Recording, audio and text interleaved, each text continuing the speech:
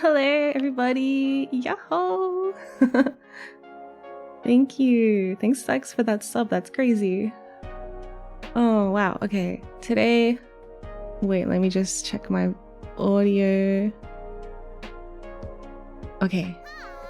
Hi! Thank you for the follow, Kolobopsy. That's a very fun name to say. I hope I said it right.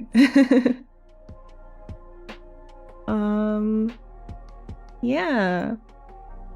Welcome! Hello new people! Wow, I can't believe it's already been an entire month since I started doing this. But also it doesn't feel like it's been that long.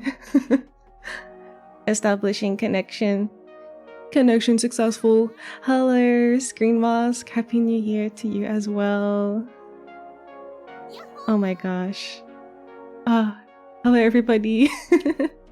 Whoa, thank you again for another gift sub. Yay! Oh wow, I keep hitting new milestones constantly. We recently passed 300 followers, which is amazing. And I think I also have a couple new emote slots unlocked as well, so I'll have to get back to the drawing board on that and add some more. I still also need to add animated emotes. I really want to do a little like a wave. I can't do it. My hand. I can't wave. My hands are stuck. I have to keep my hands on the controls, otherwise the ship will just veer off course and we might crash into something. So you'll have to be understanding. I would wave, but safety protocols, you know, can't do it. I'm sorry. Yeah, I don't have an autopilot button yet. Maybe when we install that, I can finally lift my hands. Crash in space? Yeah, well, there's a lot of junk around here. You know? It's not as clean as you'd think.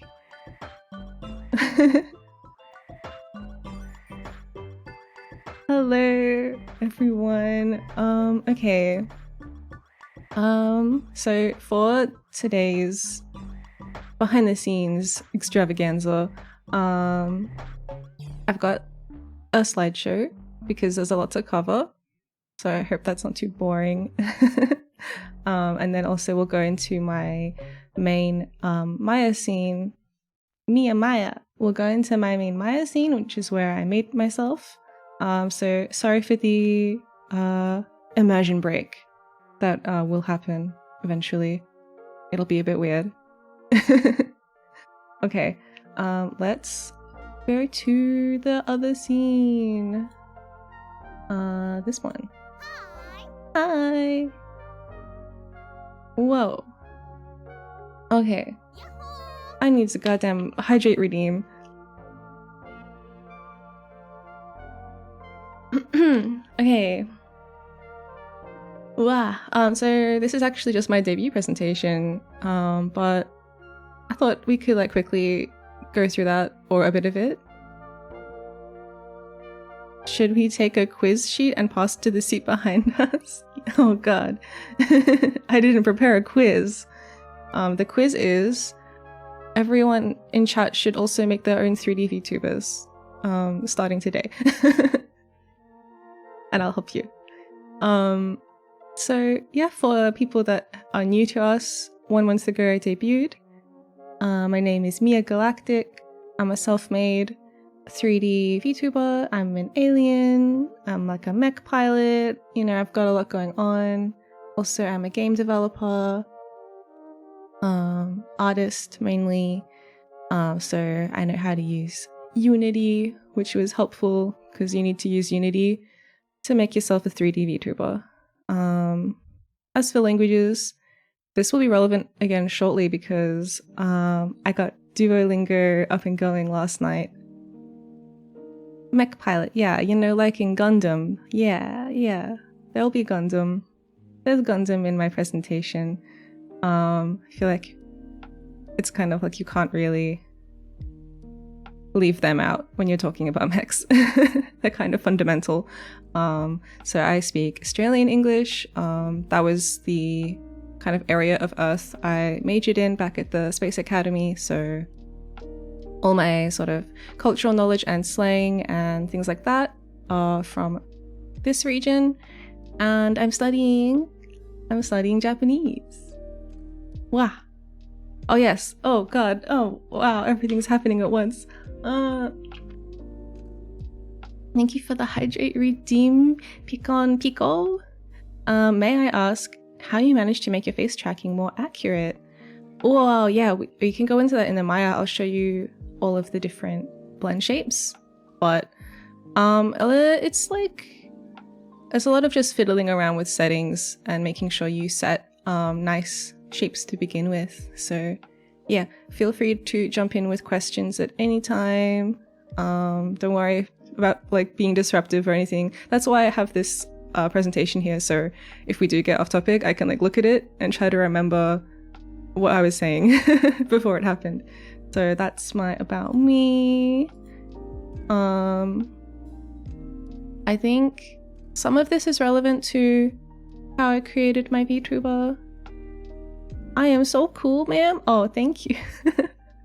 So, should have done like teacher roleplay, although maybe that's a little weird. Never mind. Anyway, so yeah, because I'm a game developer, I play tons and tons of different games. The studio I work for is quite small and independent, so I also have like a preference for indie games because they're just made with so much focus and love and creativity. And yes, these anime are relevant because I'm sure all of them have inspired different parts of my design. These things sort of happen subconsciously. Like I think when anyone develops a style, it's kind of like an expression of their taste and the things they like all kind of mixed up together. So yeah, Code Geass, love it. It's got mechs, railgun. It's got super cute girls with superpowers, like myself. JoJo, I mean, it's, yeah. I have a star earring, see? I also have, my zippers on the back of my elbows were inspired by a combination of Josuke and Bucciarelli.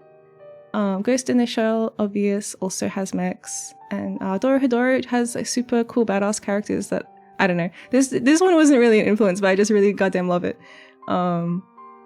Yeah, so we'll go to the next one. I guess this is kind of good because it's like it's kind of like a New Year's stream. We're still like in the first week of the new year. One style is influenced by things they surround themselves with and love. Yeah, that's right, exactly. And railgun. Oh, I love railgun. I have this challenge I'm trying to do at the moment in Beat Saber, where it's all of the railgun openings back to back, and it's like, oh, it's so tiring. Oh man, I think it's like 15 minutes long or something.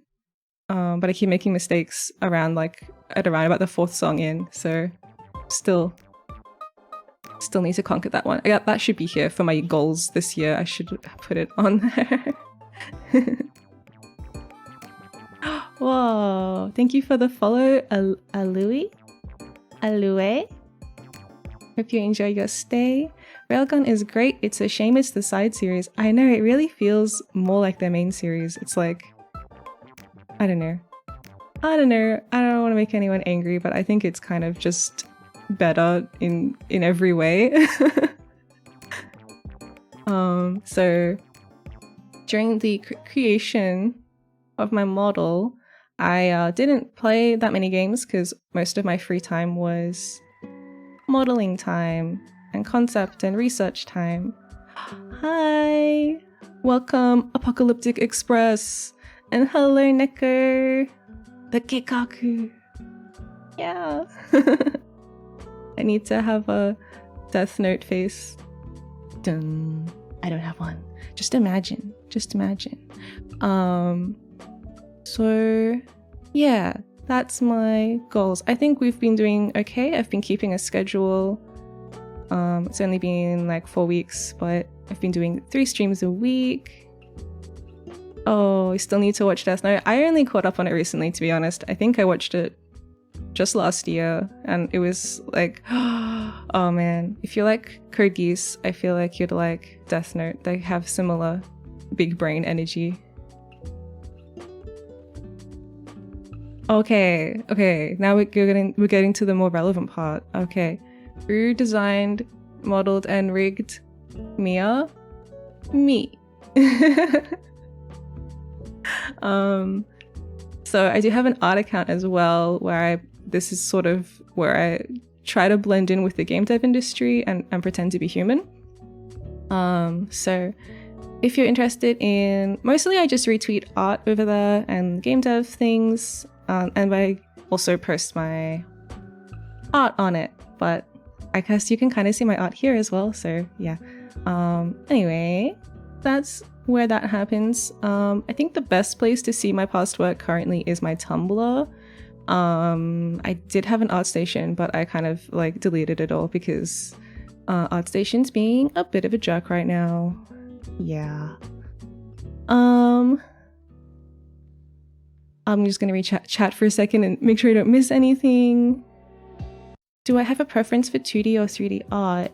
So professionally, I'm specialized in 3D, but I do also like drawing, but like my sort of like core strength. Oh my god, that's a different thing. But you know, my core skill set is 3D, and the whole kind of everything that branches off of that. But I think 2D and 3D, if you can do them both, really do complement each other quite nicely. Ew, ArtStation. Baphomet was crucial in helping try to shove FBX into VRM with Unity. Yeah. Baphomet's been super helpful. I watched a lot more than just this one tutorial. I think also had tutorials on just like what tracking software to use and things like that as well were like really helpful. So yeah, I use VSeeFace with a webcam, and I have just the standard I don't know what they call them. I feel like there might be a name, but it's basically I have the mouth shapes for the vowels, and then I have mouth shapes for the consonants. But I don't have any of the like AR kit stuff, so I don't have fancy tracking. Yeah.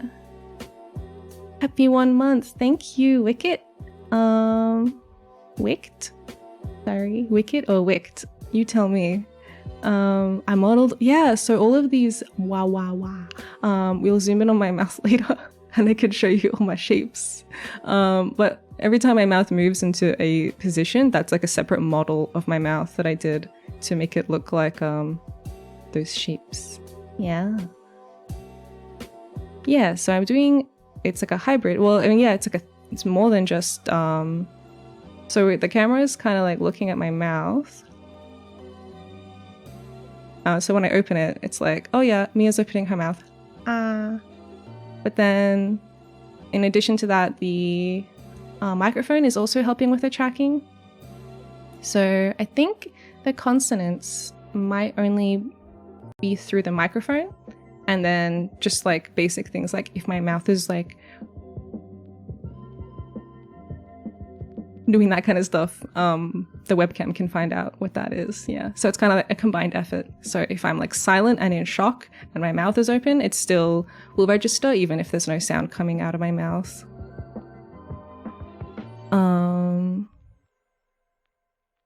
Plague Bud, I thought the same. Oh, will I make the VOD? Yeah, so this is definitely going to be a VOD. I do have like a VOD and clips kind of channel. I think it's linked in my about panels somewhere. I update my VODs there pretty regularly, and I'll definitely have a lot of links. This one is the big one. This VOD is gonna have links to the things I talk about. I will probably post links in the chat here, but just so you don't lose them and you can refer back to them. There will be a VOD and it'll have links in the description. So yeah, I'm very fond of archiving information, so I want to make that easy for other people too. I don't want to interrupt stuff too much, but can I suggest a really good Unity VSeeFace YouTuber tutorial lady similar to Fufamit? Of course. And is it Suvi? Oh, welcome. Thank you. Float FM. Thank you for the follow. Suvi. Ah, yes. I've also been watching Suvi as well. I feel like I need to add her on here definitely once I get Vinyan all set up. That's my next big creative struggle. Oh, and since I'm a professional artiste, do I have any pointers on what a portfolio should consist of? Oh yeah, we can cover that. I'll just very quickly say, for portfolios, I think generally you want to have not too many things, like don't overwhelm the people. Try and like tailor it so it's like specific to the position you're applying for. And if there's a studio that you really want to work at, a good way to impress them is to do a fan art of something. It could be like a crossover, like you could do like a character from a show that you really like, but like in the style of that game. A lot of people do this with League of Legends, like or Overwatch as well. Yeah, so if you take a character from like a different IP and then like reimagine it in one of the company's games, that shows that you understand their style and their process and you're like passionate and you know what you're doing, and they can just kind of go, oh yeah, they already know how to make what we're doing, so it's like an easy hire. Yeah. So fan art is actually, I know some unis say like, don't do fan art, it's unprofessional, but it's actually like a good way to show off that you can actually do the job you're applying for.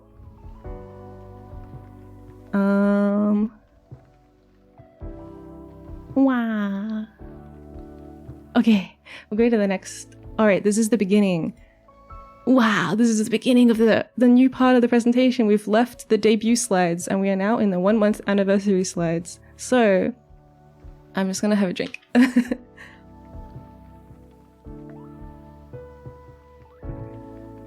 Okay. So previously to creating myself, I was working on this piece. Yeah, so this was this one on the right is the illustration by Haaah-san, and it's worth mentioning whenever you do these kinds of 3D recreations or adaptations, it's always good to contact the illustrator first and just check that they're okay with it. I think generally most people are fine and are like, oh yeah, I don't mind, but there are artists who kind of like not into it, so you know, in light of respecting artists' rights and all that, it's always good to let them know what you're doing and ask them if it's okay. Hato was like, yeah, go for it. And then I disappeared for like a million months and then came back and was like, I'm done now. So I'll show some stuff from that project because I created a lot of work in progress GIFs and stuff to share. Where is it? Yeah. Where's a good one? Hwaah. Yeah, so this was before I painted any of the textures and it was just the kind of base body. I'm just going to put a bunch of these on the screen and we can look at them. What's another good one? This one. Whoa.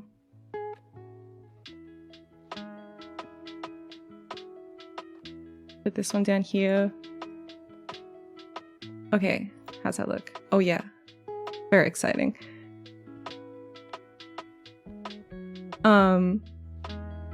Yes, so for this piece, I wanted to do the hand-painted texture style that you can see here. So when it's just like plain flat colors, that's like the texture, and then I paint all of the lovely detail into it that you see like this half of the hair I haven't painted yet, and then the left half of the hair I have started on. And the same with this bow, you can see it goes from flat, and then as I paint it, it becomes all like super velvety and plush looking. Yeah, okay. Okay. So, my goals with that piece were I wanted to do really nice painterly textures with like obvious like chunky brush strokes. I wanted the silhouette to be really clear and crisp and look really nice from every angle. So kind of like a figurine, like an anime figurine, like, you know, you want to have it not necessarily articulated or posed in any way, but like you want to be able to look at it from any angle and be like, wow, that looks great. And the third one was I just wanted it to be really accurate and quite close to the original art, which I think I managed to do. They are pretty close, pretty similar. I do prefer Haru's art to my 3D, but yeah, I think I could probably do a better job now. That's just how it is with art though, you know, you're always seeing ways to improve after the fact, which is great because it shows that you're growing. So yeah, that was my Sailor Moon. And I was thinking, as I was working on this was in, I think it was like 2020. And I was kind of like, what do I want my next piece to be?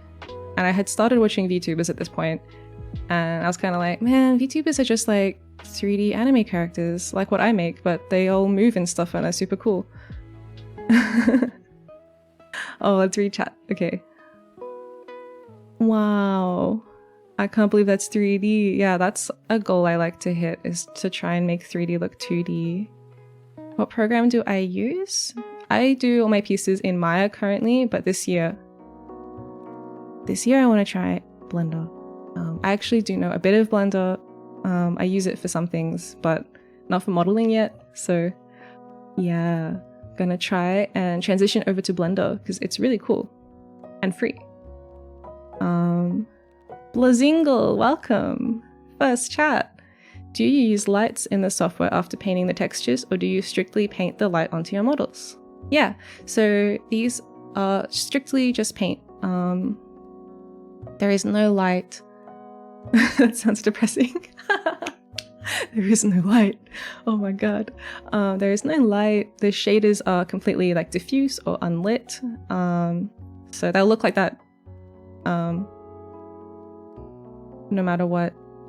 They don't, so the shadows, for example, and the lighting, all of that information is just painted, like just sort of hard baked straight into the texture. Blender is nice, but weight painting is going to feel like broken fingers. Ooh, yeah. Ouch.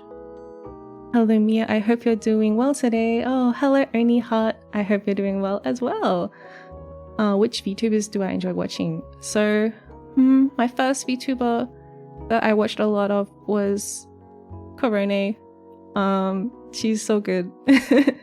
I think it was around that time her Ikom Bokom video was like going viral, and I was like, whoa, Banjo-Kazooie, and also a cute dog. Yeah, oh, thank you for the 1 month congratulations. Yeah, Ikom Bokom, she's so cute.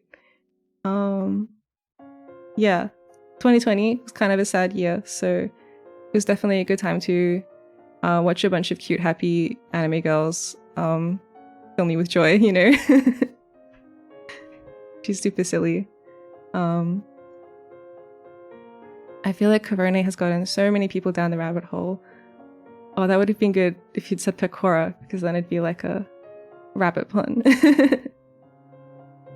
Oh, thank you for the BGM compliments.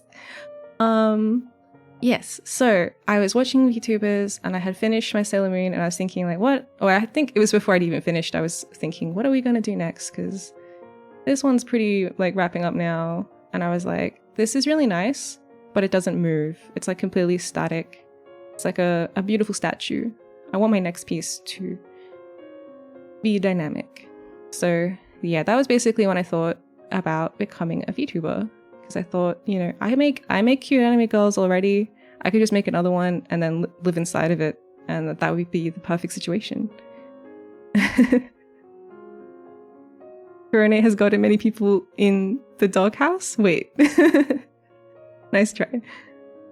So I knew I wanted to be a VTuber, but what kind of VTuber? Obviously a mech pilot. Obviously, like 100% I knew I wanted to be a mech pilot.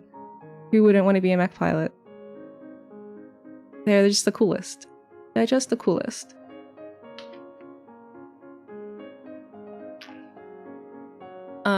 These are just some of the mech pilots. I can't fit every single mech pilot on screen. Yeah, so I also wanted to mention Sakugaboru. It's like a I'm not entirely sure what to call it really. It's a super cool website, but basically people submit like animation clips and it's like all tagged and everything, and it's basically like a resource for animation, and they'll write like what animates from, who animated the scene, all that kind of information. It's really cool. If you're into animation and you want to do, I mean, even if you're just into animation full stop, I reckon check out Sakugaboru. They do lots of cool videos, and what I did was I just typed in like mecha into the search bar and it brings up like tons of cool little videos. Oh, I have one actually to show. It's in a folder somewhere. Okay, here it is. Wait, don't play automatically. Yeah, so it has tons of cool clips like this one. Oh, let me just, okay, yeah. So this is from what is it called again? It's called something. I'll tell you in a sec. But yeah, look how cool it is. Oh my god. It's got all the moving parts. I love the little face flashing, the line, the text appearing on her face. It's so cool. And then this guy's like, oh no. Yeah, this video doesn't have sound, it's just the animation. Whoosh! Ah! I'm doing Foley. Huh? Oh, ksh. Yep. And then, now what? Beep beep beep. Ah, I'm free. Yeah, this is my tub. I think this story is this guy gets trapped. This is from an OVA, but it's by the person who made Appleseed. It's called like Full Metal Skin or something. Wait, I wrote it down. Metal Skin Panic. Maddox01. When the mech said, huh? I felt that. Yeah. Gotta hire you as a Foley. Yeah, as an indie game dev, you end up doing many roles. And my new role today is Foley artist. Not Full Metal Alchemist. It's like Full Metal Skin. So that's this one. We've got Cookies. We've got Gunbuster. We've got Magnetic Rose. We got Gundam. I haven't watched enough Gundam, but even before watching Gundam, Cha was already an influence because he's just so iconic. And also, of course, Trigger, or in this case, Gurren Lagann.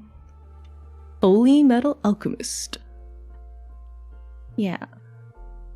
May I ask, what art are you currently working on industry-wise? Yeah, okay. For my day job, game dev day job, I'm working in mobile mostly, and currently I'm working on a very cute 3D platformer. Yeah. But it's not anime at all. All this anime stuff is purely what I do in my spare time. Believe in the Miya that believes in you. Yeah, it's all about belief. Yeah, so I would love to eventually model myself one of these super cool cockpit setups. Oh, there's also... They're not on here. Oh, yes, they are. Where is it? I want to show another thing from Gunbuster. Where's the...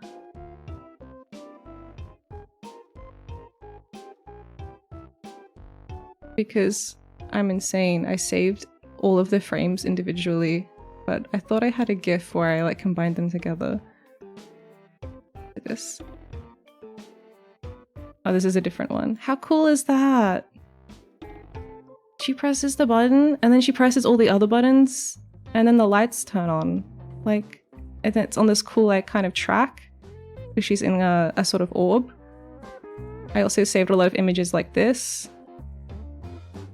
So this will come in useful eventually. Oh no, I moved the whole thing. I forgot to lock the... Okay, it's locked now. Yeah, the little finger wiggles. I start like blah, blah, blah, blah. That's more my Foley for you there. I got tons of these from lots of different mech animes. Scorpion chair mech pilot. Yeah, so I already have a standing desk and like a cool like little stool thing. So I just need to like get all the levers and everything else. If I get a stream deck, that'll help add some like little blippy lights to press. I'll be like doing all the emotes and then I'll be like do I have any other cool GIFs in here?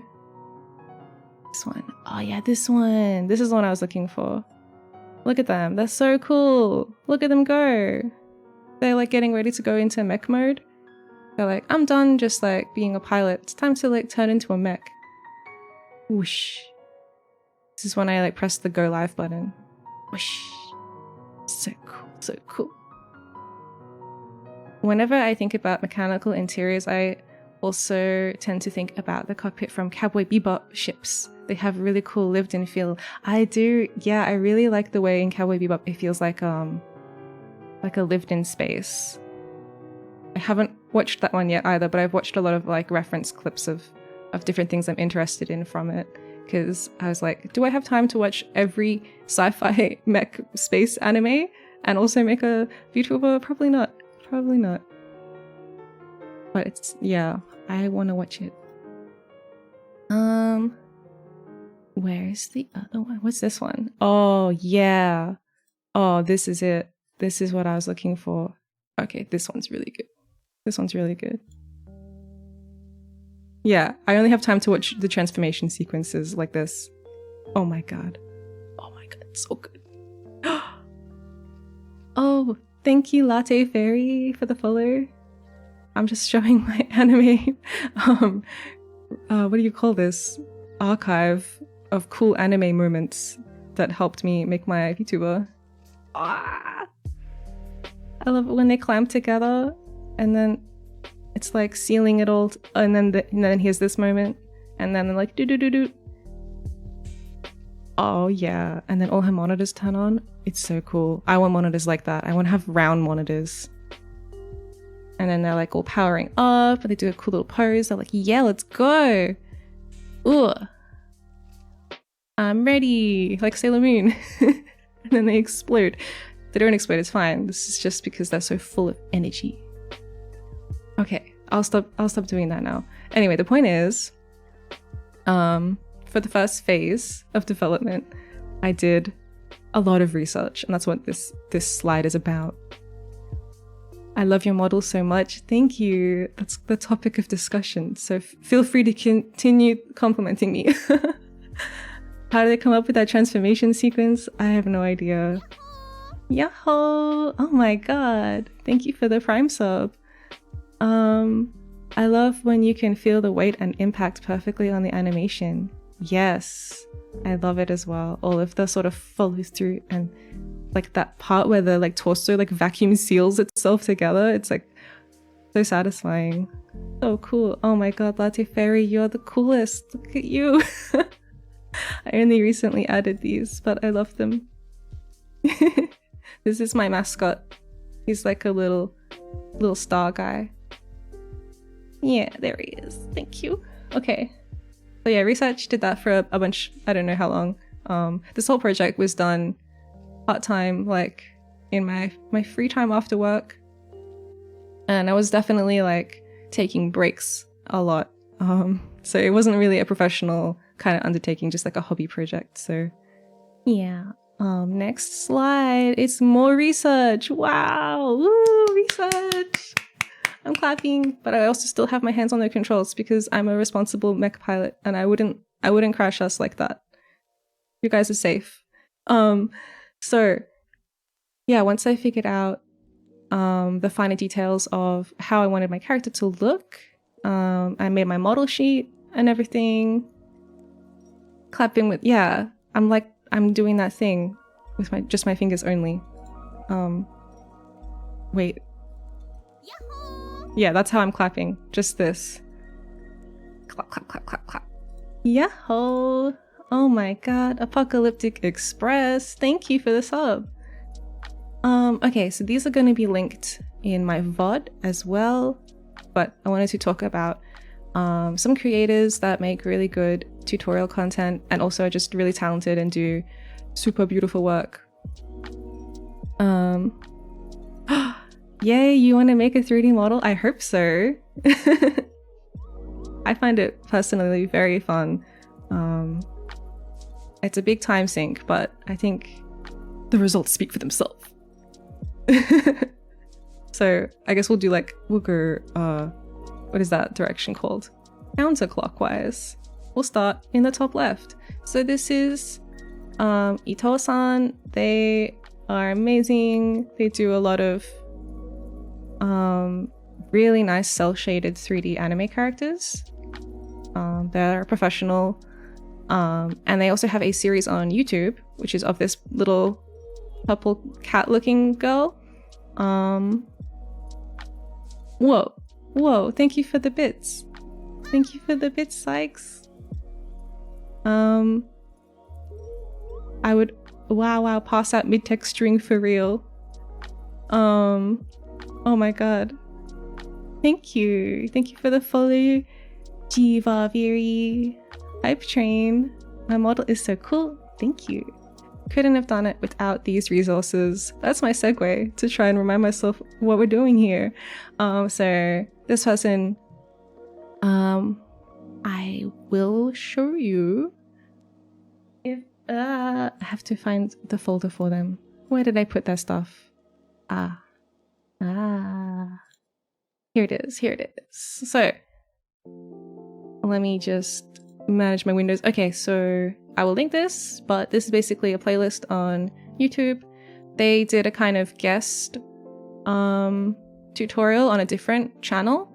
So you can basically, I should say, this artist has their own website, which has all of their links on it, to all their past work and all of their tutorials and everything. It's like super well organized. Whoa, thank you for the bits, Yeti. Wow. And the apple as well. Oh wow, thank you. I'll drink that.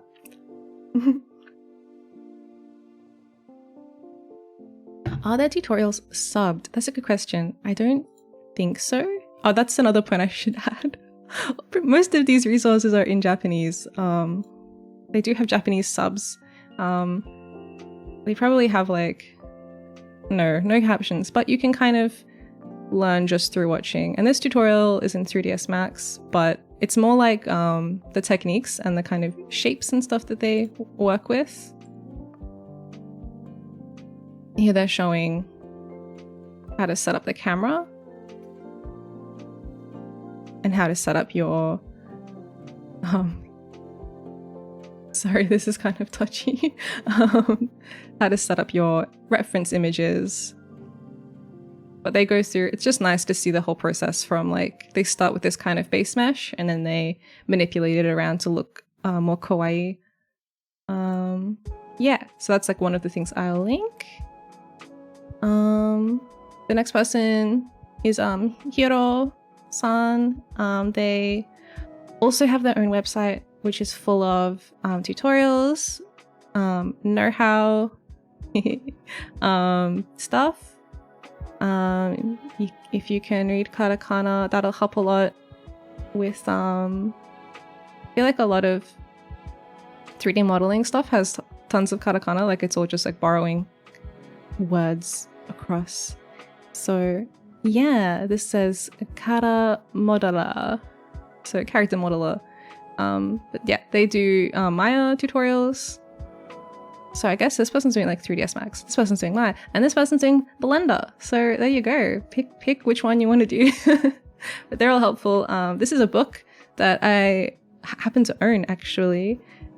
It's also in Japanese, but it's got tons of photos, and also you can kind of, what I tend to do is I use my big brain to read Japanese. No, I wish. What I tend to do is I have the like Google Translate app on my phone, and then I go into like camera mode and just like point it at the page I'm reading, and then it kind of live translates it for me. If there's like a bunch of kanji and I'm like, what does that say? That happens a lot. Yeah, it's like in Metroid. I use my Sheikah Slate. Wait, that's not Metroid. It's like Metroid and Zelda.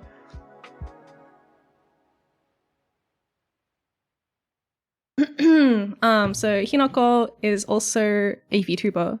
She creates tutorial content. She has a YouTube, and she has a book, which is so cool. I can't believe there's like a physical book you can get on how to like make the cute 3D anime girls. That's what I love about Japan. It has all the best learning resources for this like specific thing I'm interested in. And probably my favorite book ever is Anatomy for Sculptors. Sorry, talking a lot. Anatomy for Sculptors is my favorite book ever. It's so good. Can I click it? Can I click it? Well, I can click it. Oh, interactive presentation. And thank you for the hydrate. Thank you.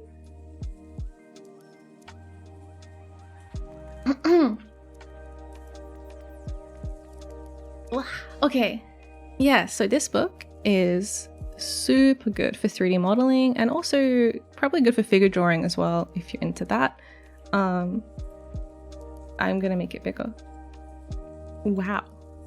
So this is by, I'm gonna zoom in so you can see it. This is actually a Kickstarted book. This used to be a website that I used, and they have 3D models that you can spin around, and they've all got great kind of information. But yeah, this book, definitely recommend it. And I think also Hiro-san has a section of their website that is full of books they recommend as well. So if you like reading art books, wait, I don't need to rescale it. I can just Control Z. Haha. Yeah. So yeah, look these people up. These are their Twitter handles, but they each all have their own sort of main platforms. These two have a website, and Hinako is on YouTube. And they're all very good. They're very good. Next page. Okay, so we are at the Guilty Gear part of the presentation. So yeah, more books for the book pile. Yeah, I started getting digital art books recently, unless, I mean, I don't know. Digital art books just they're not the same, you know, but at the same time, they are easier to reference. Like you can just put them on your screen rather than having to like kind of hold them open at the page you want to read. Yo, the Guilty Gear part. Smell of the game. Hi. The polygons are very good. Thank you. Not done yet. Wait, why is my... There we go. It's like slightly... Wow. It's shaking with anticipation. Okay, so this guy, wow, we can zoom. This is Junya C. Motomura. I think he also goes by the name Christopher. That might be what the C stands for. But this amazing genius is the lead 3D modeler and tech artist over at Arc System Works, which is the studio in Japan that makes Guilty Gear, and they also make the Dragon Ball Z Dragon Ball FighterZ. They make that one. I think they also do like another one like Grand Blue or something. I don't play fighting games, but I wish I did because of this man. So if you're not familiar with Guilty Gear, it's probably the best 3D anime thing ever. It's a game, but anyway, the most important thing here is that this guy I'm pretty sure it's all him. He made a whole bunch of really good slides, and he went to GDC and spoke about basically the whole process for making Guilty Gear characters and all of the cool little tricks to make 3D look more like anime. How to make 3D look 2D is kind of his whole thing.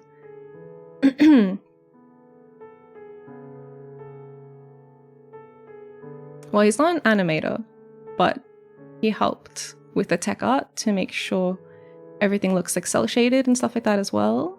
The C stands for Chuge Brain. Yeah, so you can check out his GDC talk if you search. Probably just Guilty Gear GDC talk would bring it up. But anyway, he has made tons of these really great things. I'll just bring one up to show you, because again, it's also in Japanese, but you can use translation tools to figure it out, or you can just learn Japanese, which is what I'm in the process of doing, mostly for this reason, because all the learning resources I keep finding that I really like all tend to be Japanese. Where is a good one? There's like 3 of these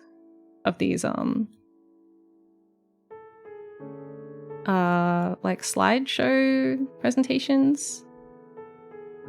I have them all downloaded onto my computer. I have all of them, but they're also online. So, but I don't know if they'll always be online. So it's always good to make sure you have a hard copy of anything you want to reference, just in case it gets lost to time. Wow, hello, Atomic Nitro 209, welcome.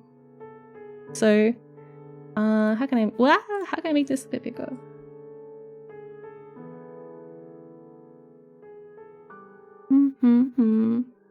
Can I zoom? I can zoom. Okay, so this is one of the presentations he's worked on. There he is.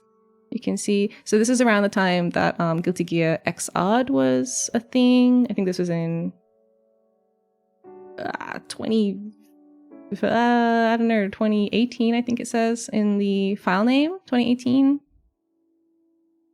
So it's tons of information. In this slide they're talking about you can change the proportion of the head to the body to get like a different vibe. So like here he has like a 5% smaller head that's like normal sized head, and then here's a 5% larger head. Yeah, I think some people have fan translated these, but I don't know where those ones are. I only have the Japanese ones. Here, this is again like a common thing that you'll take the concept art as like an image plane, bring it into your scene. Yeah, and then you want to try and model it based off of that image. So here, this is basically the modeling process that I do as well.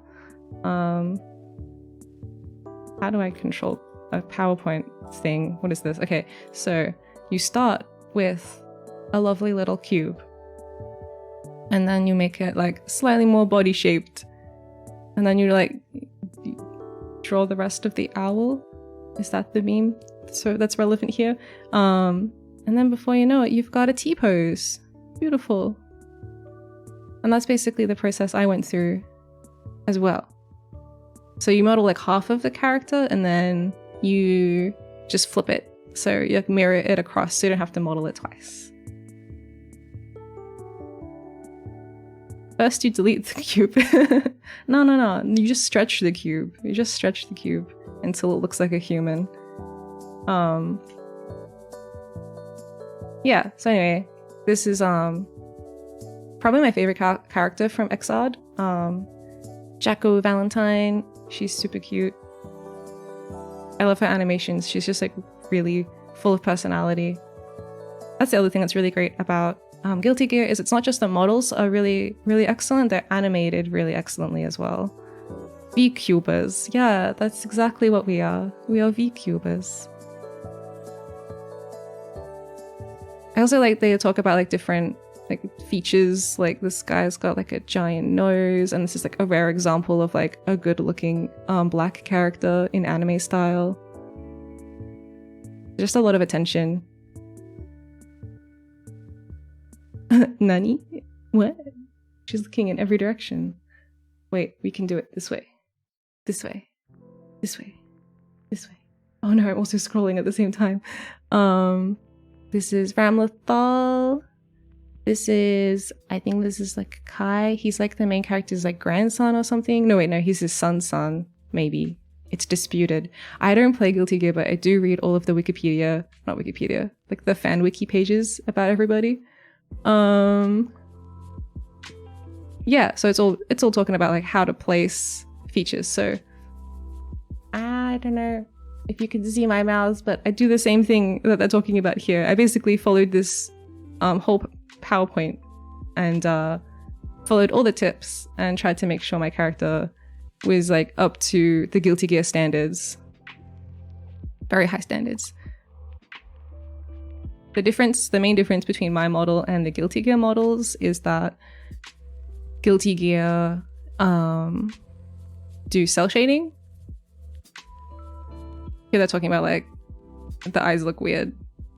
NG stands for no good. No good. Better. See, there's some English. And they're like, yeah, it's just really informative. I love it. They're talking about like basically, oh, that's what I was saying. Sorry, I'm getting distracted. Yeah, the main difference is my character is hand painted. So I'm all painty and static textures, I guess. And then they're all like dynamic and cool and shaded. So that's the main difference. I wanted to still be hand painted. That was the one thing. Wow. Okay. Oh my god, there's a part 3. Oh yeah, this is about how they do the cell shading effect. So if that's something you're interested in, how to edit the normals so you can kind of influence how light will be cast across your model. That's what this is all about. And they talk about how they do that on her hair and stuff. Yeah. How you can influence it by adding new geometry. Did you look at a lot of Arcane stuff as refs then? For I was already comfortable with hand painting before Arcane came out, but Arcane, I have looked at their concept art and their 3D models as well. Back when ArtStation wasn't shit and all that stuff was up there. Yes. League of Legends and Riot in general have a really good hand painted style, and I did reference it. Wow, I need to drink.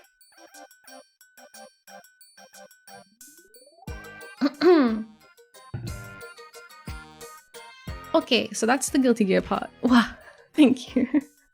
Thank you for the hydrate routine. I'll just have another sip.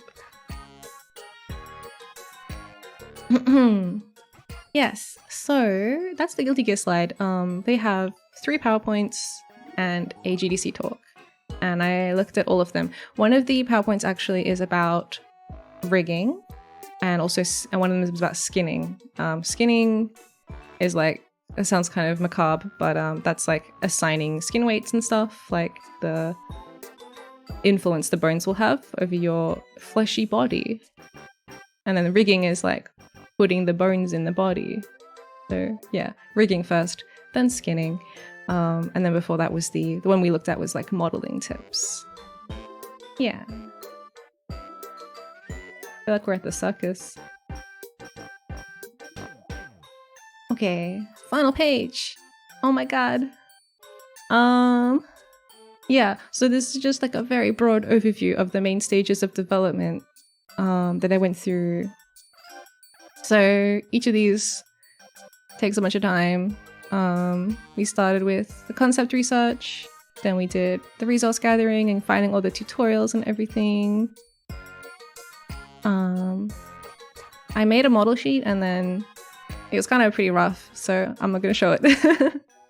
But because it changed a lot during the modeling process, because this is like my comfort zone is modeling. And then we did the texturing and the rigging. Actually, this is the direction it should be. I actually did the rigging first and then the texturing, which is a bad move. This is the order you should do it in. I did it the wrong way, and I wasn't really sure why this was important. But it just created a lot of problems, basically lots of little technical issues. Setting up in Unity with that Fofomit tutorial, and then I spent a while making like promo material, like my like teaser and my like what do you call it, like my invitation to my debut video and stuff like that. And then I finally debuted a month ago. So how long does this take for me? Wow, a very long time. I sort of started concepting it right after I finished my Sailor Moon piece, which was kind of like late 2020. So I guess like it was like it wasn't like 2 years of development, but it was like over the course of 2 years I kind of like picked away at it. Yeah, the promo video was so amazing. Oh, thank you. I probably should show it again.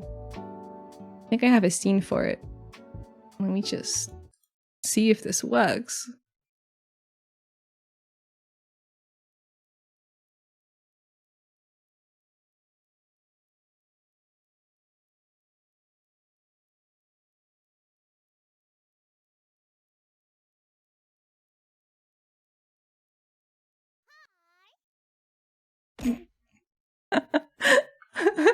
Okay, that didn't work. Wait, I have it just I forgot we're doing display capture, so I can just grab it off of my thingy. I had another scene that was like where all my videos go, and I was like, okay, now play. Nothing's happening. Oh my god. Let's see. Wow. This is my invitation video. Let's just check that it's like on the screen okay. This is my invitation video. That I have my screen at a weird setup. I'm not used to doing display capture. Okay. Sorry for ending stream.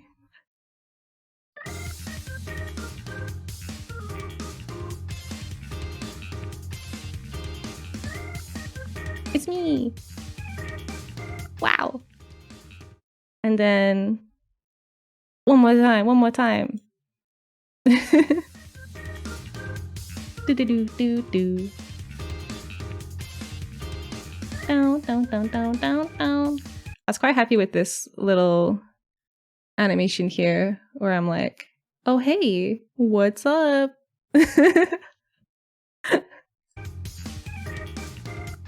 Wow, that was a month ago. And then I also had my lore video, which is not really much of a lore video, it's more like a concept kind of like, what the frick is this kind of video. Where is that one? Lore video. These are also on my YouTube channel if you ever want to watch them every day or anything, I don't know. Space.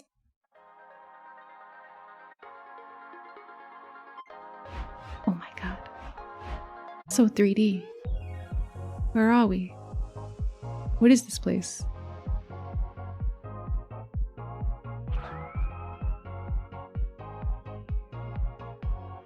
Ah!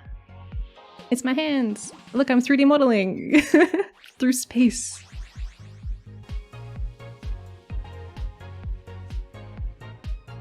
And this is my monitor setup. I wish I had that many monitors. Oh god. Yeah, so this is me cutting through space with my 3D modeling power. And then this poor astronaut is like, oh fuck. Wait, here he is. He's just trying to do his repairs, you know. Oh god, what happened to him? I don't know. He might be dead. Miya Galactic? That's me! Wow! So there was kind of a bit of a hold up between Unity setup and promo material. There should be another one here that says like, learn how to video edit and do sound effects and everything. But yeah, all the sound effects and music is, wait, I have a slide about that. Yeah, all the BGM and all the sound effects. Autologic has like all the cool anime sounds, and they're free. And Dover Syndrome has most of like my BGMs in any videos I make are from Dover Syndrome, and they're also free. And then, oh yeah, for cool random stock footage, I get them from Pixabay. I guess it's here in the title, but yeah, all of these are free. I killed him. I mean, I don't know, maybe, I don't know what happened. Humans are kind of fragile. I need my own anime. Oh my god. Yes. Hello. Oh, I forgot to read everyone's wonderful messages. How many pastas? How many pastas? Well, there was spaghetti and ravioli and carbonara. How many pastas did you do? Not pastas. I don't know. The thing with my whole VTuber thing, I guess, this whole endeavor in general, is I'm trying to treat it kind of like a hobby, so I don't treat it like a day job, you know, because I already have a job. So to make sure I don't burn out and go insane, I try to be a little more flexible and casual with how I plan all these things. So I guess the answer is I try not to think about it too much, but usually everything takes a long time is the answer. It was so cool, super cute. I need my own anime. Oh my god, that would be cool. The astronaut really do be like, hey yo, what in the Oh, Wendy Ninja, also thank you for the follow. Wow.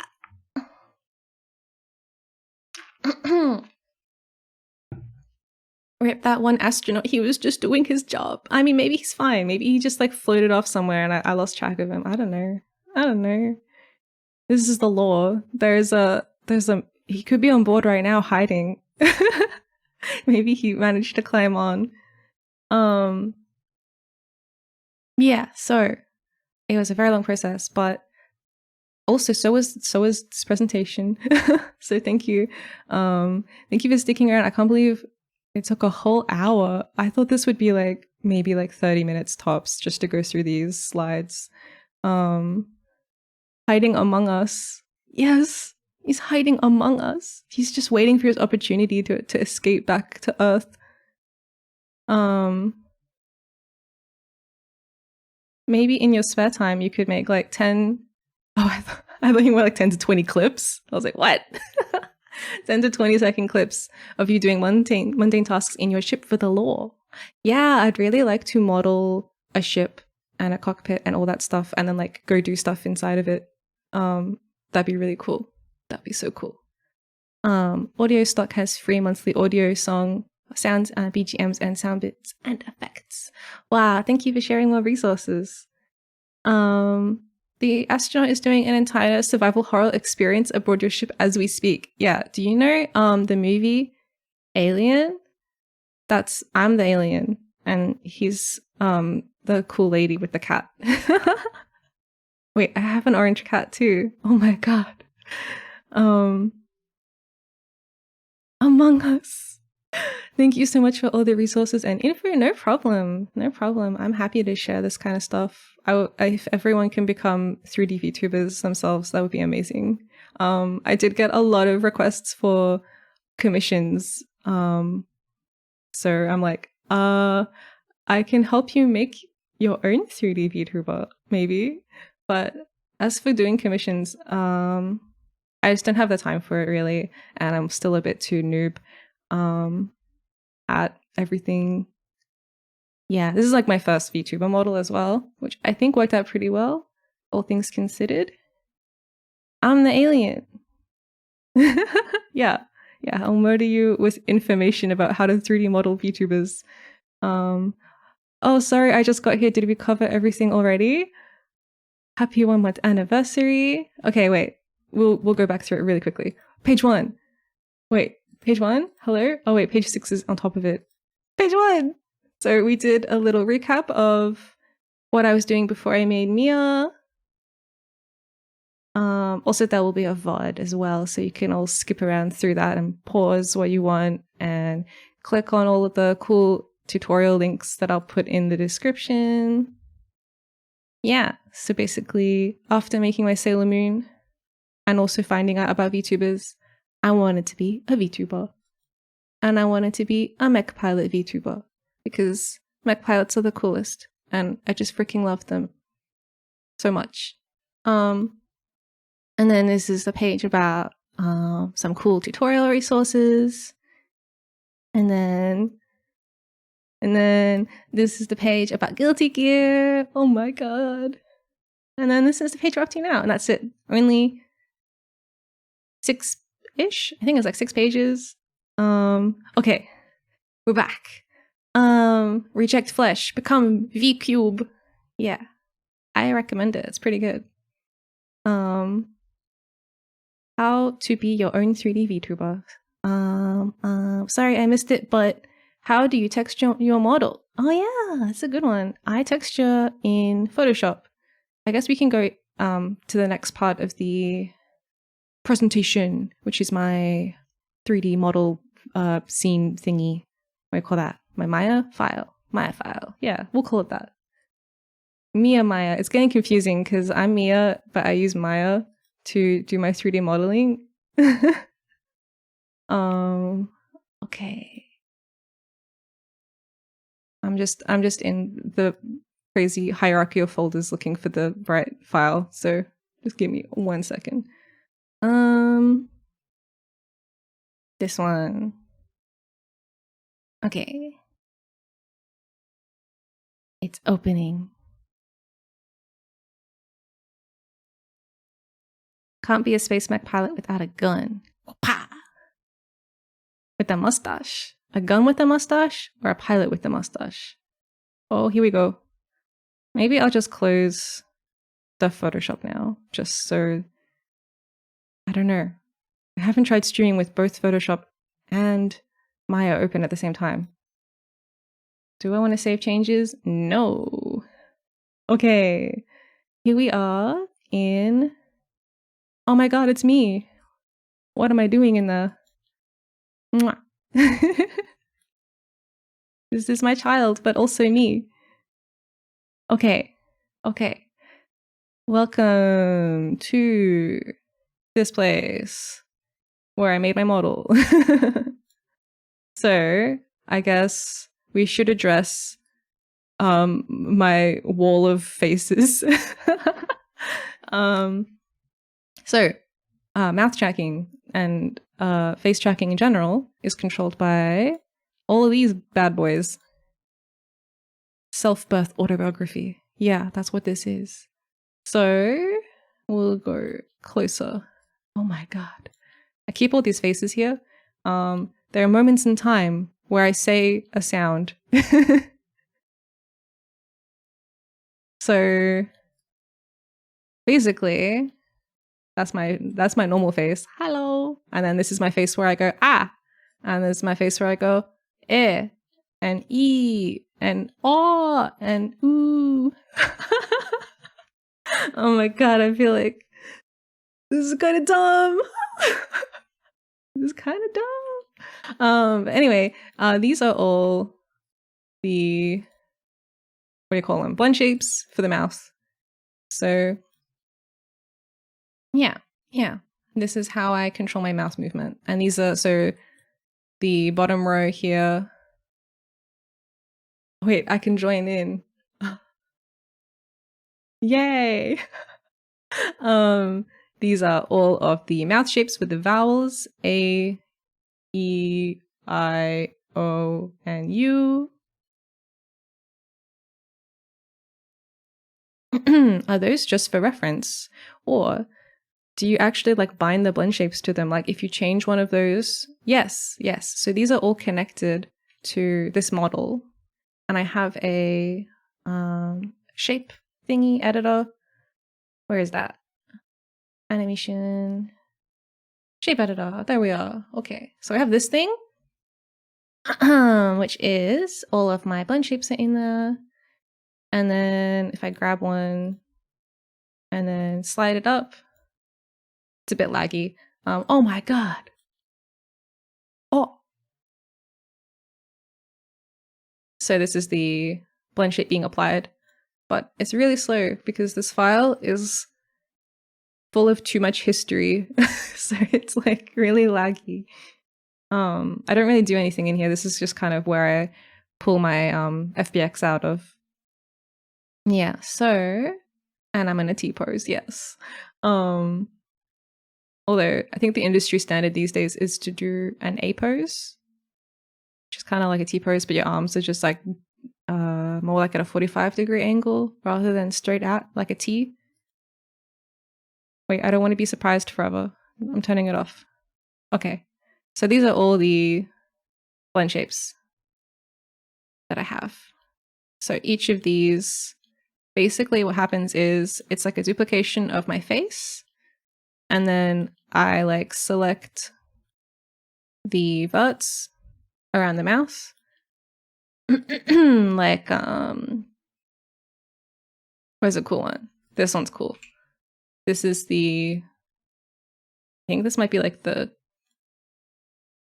N sound. So when I'm like, that's what this one is. But I have my teeth out for some reason. I don't know. Anyway, I just, there's actually a, oh my god, another thing that I could link. So in VSeeFace, they have a section about blend shapes, and they have a link in there that will take you to a like Viseme reference chart. And basically what it is it's a chart of all the sounds and like someone's mouth in that position when they make that sound. So you can, depending on like how realistic or detailed your mouth is, yeah, you can match that or use it as a reference when you're posing your mouth. So I basically grab like the verts and stuff, and then I'm like, cool, and then I move them around. Not like that. But it's also very slow in this particular scene because, yeah, the file is just really bloated and ancient. The teeth are modeled. We can go inside my mouth if you want. This is a little bit close. Wah! I have teeth. Yes, I have teeth and a tongue, but I don't have tongue tracking because that's, to be honest, a little niche, a lot of effort, and I don't have an iPhone, so I don't think I can do that. It's a voice stream. Everybody get inside my mouth. Oh god, where are we now? I think we went out the back of the head. Okay, so yeah, I have teeth, and their position is also controlled with the blend shapes. Yeah, so those are the blend shapes. They control my mouth, but they also control my eyes. So, oh, and my expressions as well. So I've got some expressions, little faces. They're so cute. We got like my blink pose. And we got, oh yeah, I did have a wink set up at one point, but I cannot wink. I cannot wink because of reasons, technical reasons. Bowser's inside story, but it's Miya. Miya's inside story. This kind of is Miya's inside story, this whole stream. Oh yeah, okay, that's a good point. So the lighting inside of their mouth is just painted on. Yeah, it's just paint on 3D models. So if I put the lights on, it's going to be scary. This is what it looks like with the light on. Ugh, it's so weird. And then if I put shadows on as well, do I have shadows? I don't even know. But anyway, it looks really scary. Yeah, so I don't use any lighting information. I have a completely flat texture, and all the shadows, as you can see, like the hair shadows are just painted onto my forehead. It's like really advanced contour makeup. Paint on your own face shadows. Oh, hello, Skylar. First time chat. Welcome. Oh, that's okay. This is the stream for questions. I get questions a lot, so this is a good time to kind of address them all. And then if in the future people are like, can you tell me about the inside of your mouth? I can just link them this VOD and they'll be like, oh sweet, thank you. So that's the Blendshapes. I will be adding more Blendshapes for the Vinyan stuff to make my eyes all wiggly. Basically, the way that works is you just make more Blendshapes so you have like different like poses for the mesh to kind of interpolate between, and then physics happens to them and it makes them wiggle. The top right, Miya. Top right, Miya. Hello.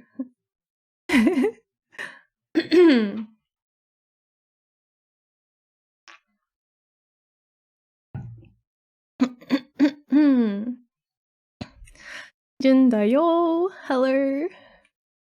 So, one of the downsides of painting things like your shadows on is that because the way I have to basically grab the vert, it's quite similar to Live 2D actually. Like it's just Live 2D but 3D, you know? It's a very similar process, just in a different kind of setting. But you're grabbing these points and moving them around. But because the texture is like painted onto this, it moves the texture around as you move the mesh. So when I do this face, wait, I can do it. Hello. I don't know what is this immersion?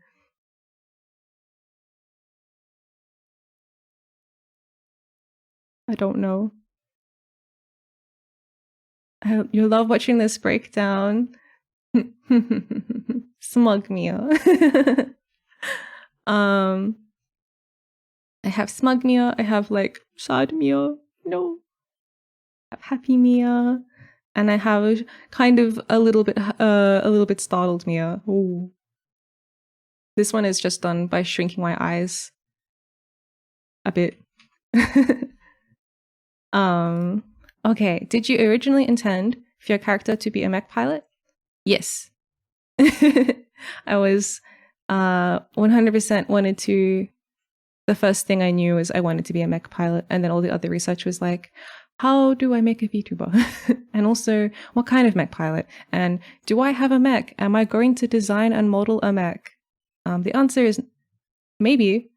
I might maybe try and find someone who specializes in mech design and do a collaboration with them to make a mech, or at least to make a design, like a schematic for a mech, and then I'll build it. Currently, I am mechless. I only have my cockpit, and even then, it's like a simplified kind of concept of a cockpit. Painting shadows on stuff is incredibly neat, and I think works great for VTubing versus like a game. Yeah, I think it holds up pretty well. Like the shadow inside my collar is also painted on. I guess it's kind of like you want to, with VTubers, you want to have a lot of control over like the visuals, and that's the thing I really like about hand painting textures is it's just it's exactly like what you paint here is what you'll see on the model. It's not influenced by any kind of tone mapping or lighting or, you know, weird, like, I don't know, other stuff. Like there's no shadows being cast that are looking all glitchy. I think sometimes like at lower resolutions, unless you have like a really powerful machine, shadows can kind of look a bit noisy and add the kind of like unintentional like effects that you don't really want necessarily. And yeah, you don't have to worry about normals, which is what Guilty Gear does have to worry about, and they do super custom normal editing, and it looks really, really cool. And I might try it on a future project, but for my VTuber, I wanted to be hand painted and be unlit. Yeah. Is your torso linked to your head movements, or do you have tracking for that? So all my tracking is driven by my head and my face. And it's tracked by webcam. So these are different settings. There's different settings for these in VSeeFace for like how you want. I got a pretty flexible body, but yeah, it's like there are settings in VSeeFace for how much you want your head to influence the rest of your body. Yeah. So that's that one. The color scheme you've chosen is Chef's Kiss. Mwah. Thank you.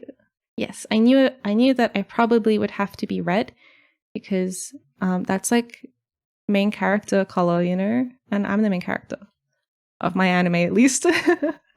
But also red's just like, oh, I just love red so much. It's such a good color. It's also the color of Char Aznable, the red comet. Akai Suise.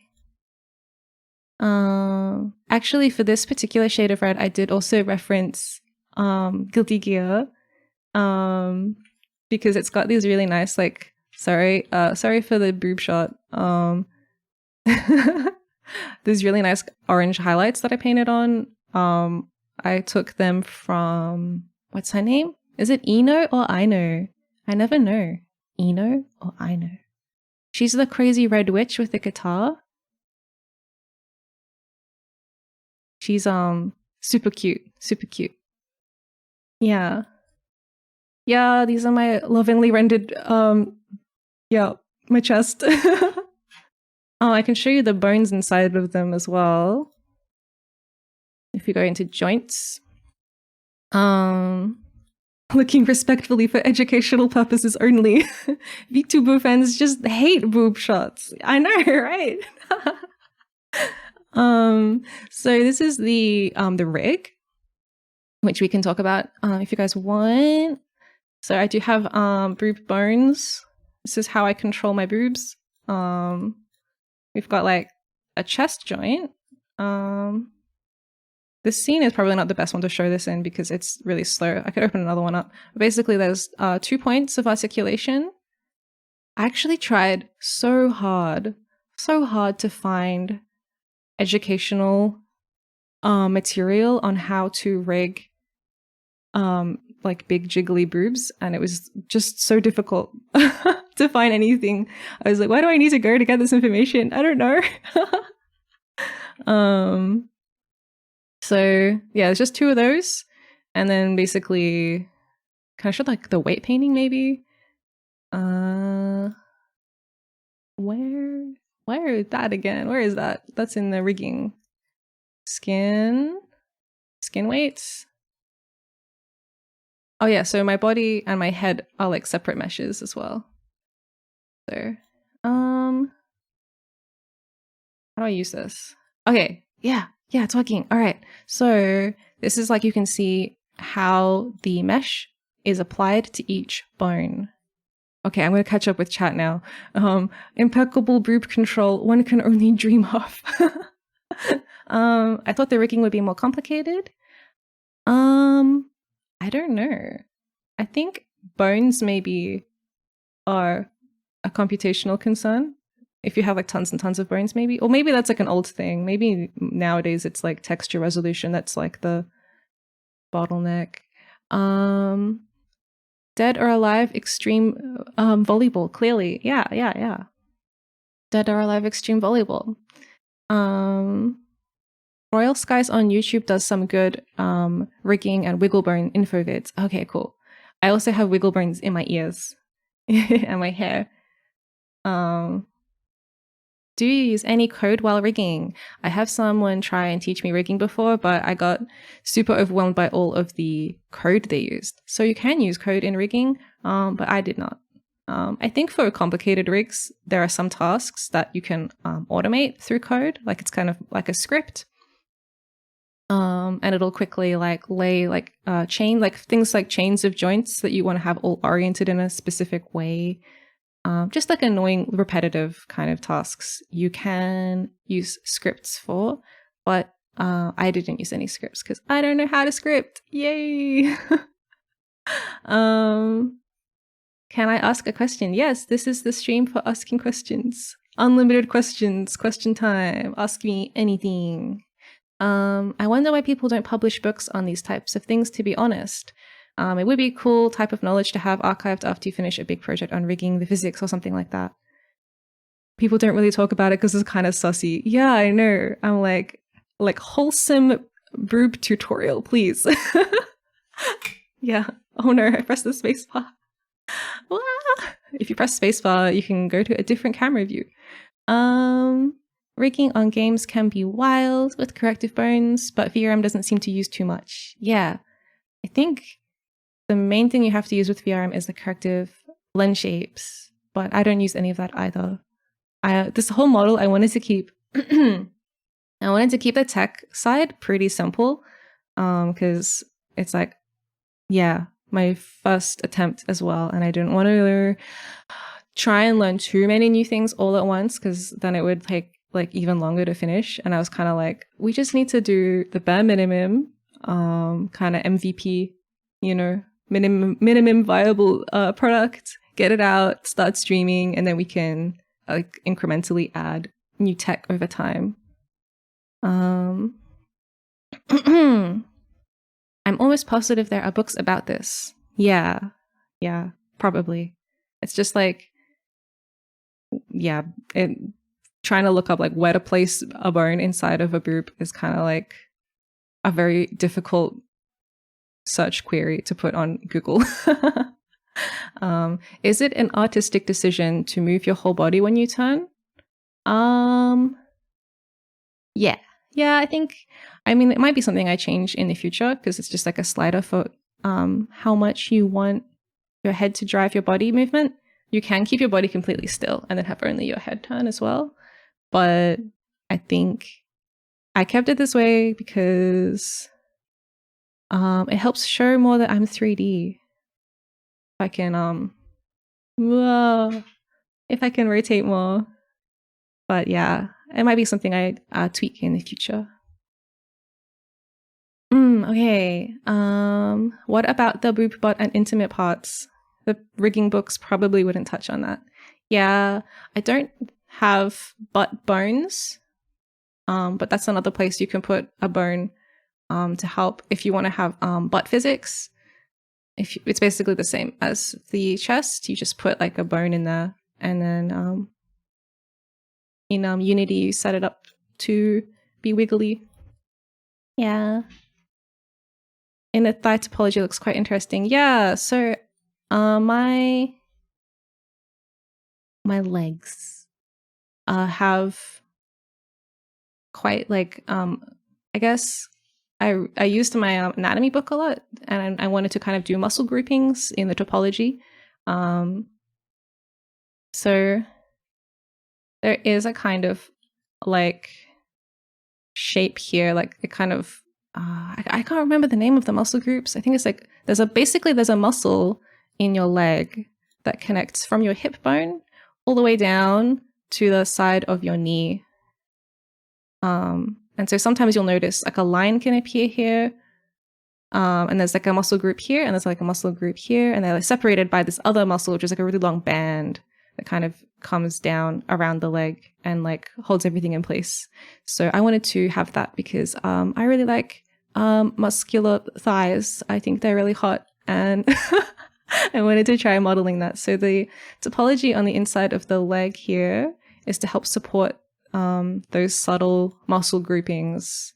And then also you can see, probably easier if I get out of this mode. You can also see on the knee area on this leg, it kind of like bulges out a little bit by the quad. By quad, I mean like the muscle quad, not the polygon quads. Where it kind of bulges out a little bit and then connects back down into the knee. So you get this kind of shape here where it kind of juts out a bit and then comes back into the knee. So there's a lot of consideration into the leg contours in general. Okay, muscle groupings, so cool. Too cool. I'm infatuated with how awesome this is. Oh, thank you. Yeah, I think one area a lot of anime character models could improve is in bananas. Thank you.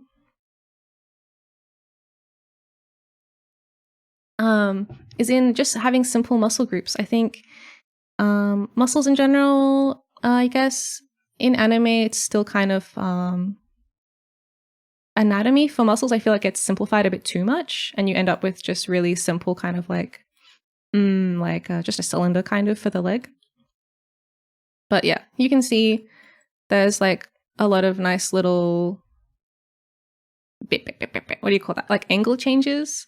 And then also we've got I believe these are called like butt fangs or something. You can see a bit of the butt from the front of the model through the legs. Yes, anyway, the muscle groupings. Yeah, you can see here. It like bulges out and then comes back in and then bulges out again for the kneecap. And then there's like just the shin bone, which is quite flat. And then we also have the back of the leg area. So you've got the back of the knee, which kind of has like a flat section here. All of this was influenced heavily by my anatomy book, the Sculptor's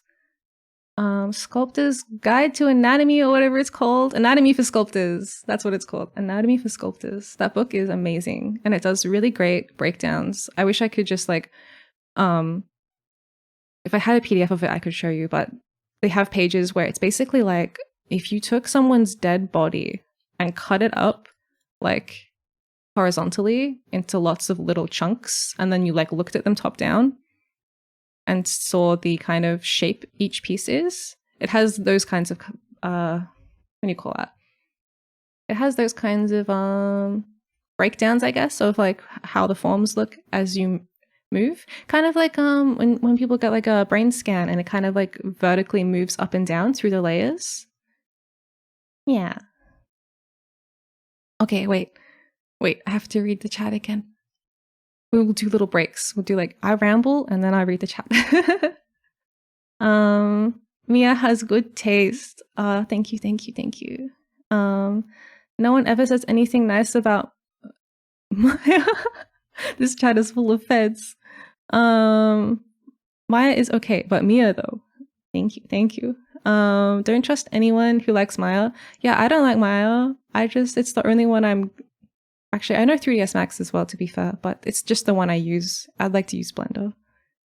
Can we see the circulate disc looking clips by the belt thing? That shading is insane. Oh yeah. We can stop looking at my knees. So, oh wait, I'll show you my shoes first before we go back up the body. And I'll turn off the joints so you can just see the model. Prettiest legs in 3D. Thank you. Cut up the body into cross sections. Yeah. Like a for science, you know, like a dead body that was like, when I die, cut me up for science, please. I don't mind. Someone like that would be good. May I draw a fan art of you? The more I see, the more I want to draw your character. Lol. Of course. I do have a tag that I have set up. It's just Miyastrations, but I don't know. It sounds kind of weird. It's like ministrations. I don't know. Maybe we'll change it. Maybe we won't. Who knows? I don't know. Like holiday ham, like a cross section. I'm stuck in my hell, but I want to use Blender one day. Yeah, that's my situation exactly. High heels. Oh, hi Tuchan. Welcome. Thank you for your first time chat. Wow. And thank you for the follow. So these are my little stompy feet. Wow. Blender is an uphill battle for me. Yeah, I think Blender is just a lot to learn and is very different to Maya. When I was learning 3ds Max, it was like not that different from Maya. Like I feel like they were still kind of similar. But when I try learning Blender, it's like, what is going on? Bumping a previous question, I see. Sometimes you have quads that have been manually triangulated. Is that just to better define a diagonal crease? Yeah. So, oh yeah, you can see my topology. My ankles. I got ankle bones. And I got an Achilles tendon. So that was quite visible on the legs here. Yeah, so basically all quads are made of 2 tries, and it's kind of invisible. But when you put it in a game engine, usually everything gets converted into tries. So if you're ever pulling a model out of a game to look at, it'll be triangulated. But these tries that I did myself are just kind of to help the mesh look the way I want. So when we look at it from this angle, this edge is like defining the silhouette. So that's why I wanted to make sure it was going that way, because if it's going between these 2 points in the opposite direction, it would like not create that line that I want there. So all of the situations where you see diagonal lines being cut in, it's to help create an ideal silhouette, or the silhouette I wanted. Yeah. Can I just say your model is really amazing? Thank you, Haiti-chan. Thank you. Blender has a lot of clunk. Yeah, that's the problem. Blender is just like, oh, there's a lot to it. But I think once you get comfortable with it, it probably is the superior tool. Probably. Maya used to be really good a long time ago, but I feel like they keep just like cutting features out of it and making it more and more streamlined. And I'm like, guys, what are you doing? Why do you keep making it worse? I used to be able to render in here, but now I have to do it in Blender. I always thought having tries and quads together would make society collapse, but you give me confidence. Yeah, quads are just tries. Every quad is actually just 2 tries. Secretly. Okay. A trapezium. Wow. I think it's only an issue in this case if you want to subdivide it later. Yes. Like shapes like this is technically a quad because it has 4 sides. Whoa, where'd it go? But it looks kind of weird. Generally, yeah, for subdividing, it works better if everything is a square because it's easier to divide a square into itself because it's like, you know, it's a square. Like, you know, even numbers and all that. Triangles, on the other hand, are, yeah, if you try and do a subdivide tool thingy on those. But for a VTuber model, I didn't do any subdividing. This was all just, this was like in the Guilty Gear tutorial. This was originally a cube. Oh, actually, I do have my, I have another thing to show. Where is that? My work in progress folder. Ah, here it is. Oh my god. So one thing I like to do when I'm modeling is each day or each time I make like a meaningful amount of progress, I take a little screenshot of what I'm doing. So this was the first day. This was the first day of modeling. This is what I used to look like.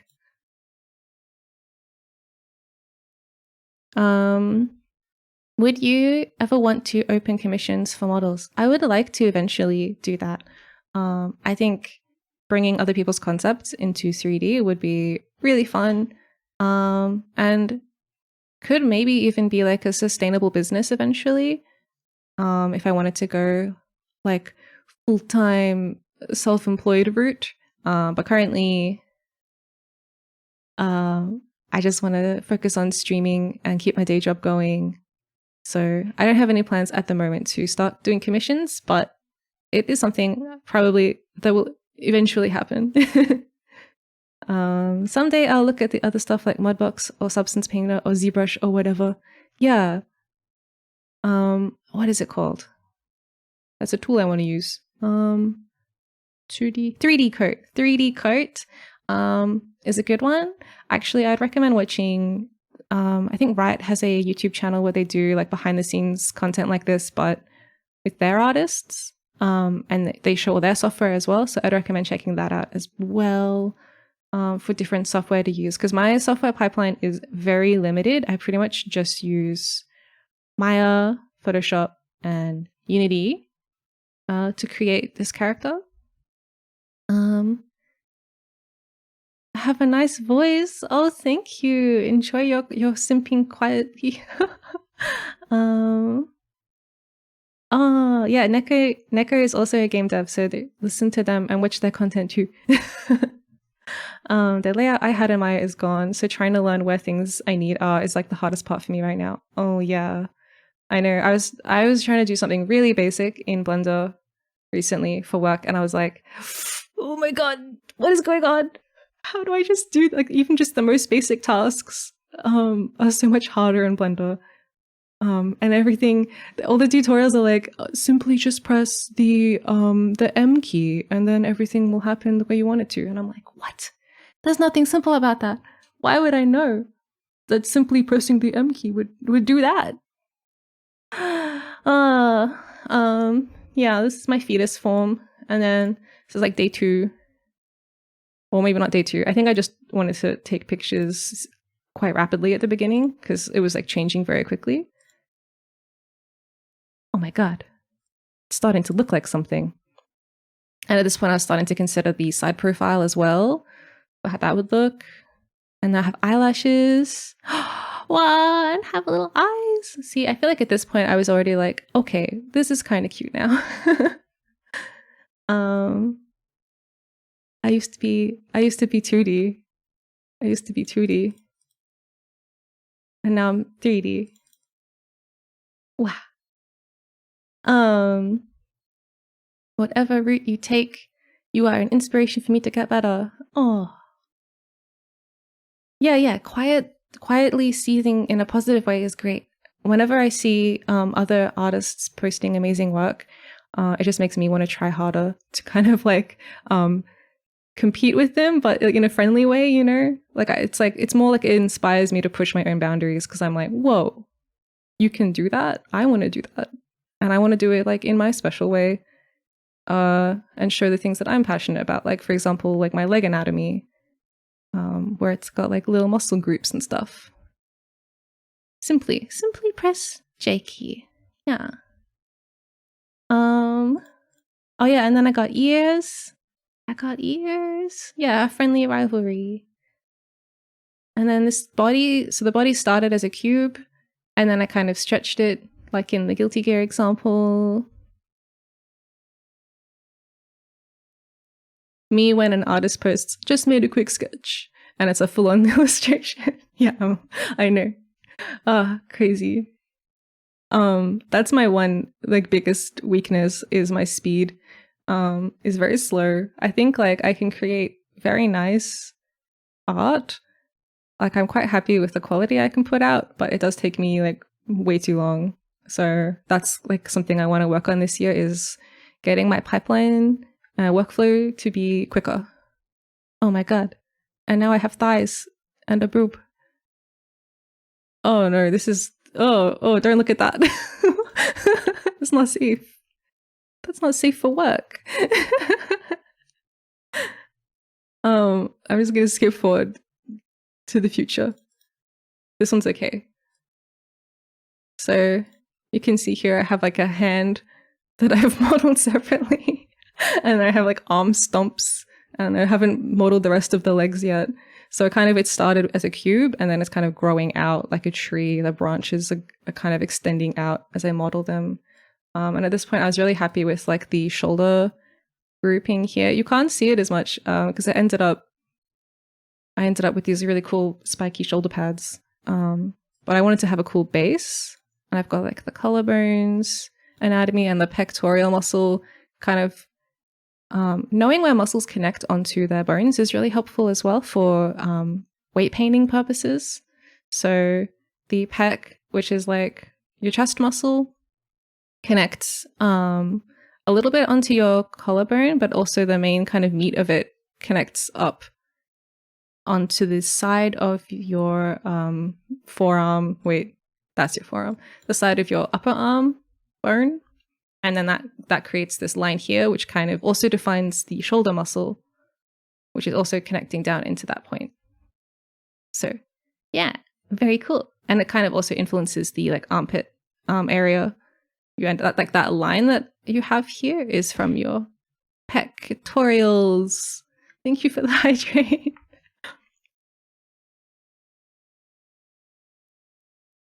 Well, hello, Sigil. I hope everyone is having a good day as well. I'm having a good day. I get to just ramble for hours about my modeling. Yeah, so that was that, trying to make sure all of the topology was accurate, and then I had started on this hand, which has pretty realistic proportions. I did like elongate the fingers a bit to be more like anime, because Code Geass is one of my influences, and they have like the longest, most swishiest, bendy fingers. They're so good. They're like super extravagant. What is the next picture? I'm scared. I don't want to just like, press the arrow. I'm closing it. You're triggered to see that one. Oh god, it's so naked. Too naked. This is weird. At this point, I had like the face kind of modeled, and then I was ready to start the hair. So I just put like a random orb here to help me figure out like the proportions of the skull. Wow, welcome Betsy. Thank you for the follow. I need to slow down a little bit. If I'm talking too quickly, just throw a banana at my face or something. So I can take a breather. I'm sorry if I'm talking too quickly. There will be a VOD. You can watch me back at like 0.5 speed if you need to. Banana. Okay, so yeah, I used that as a reference for my skull, and then I started one piece at a time. Thank you.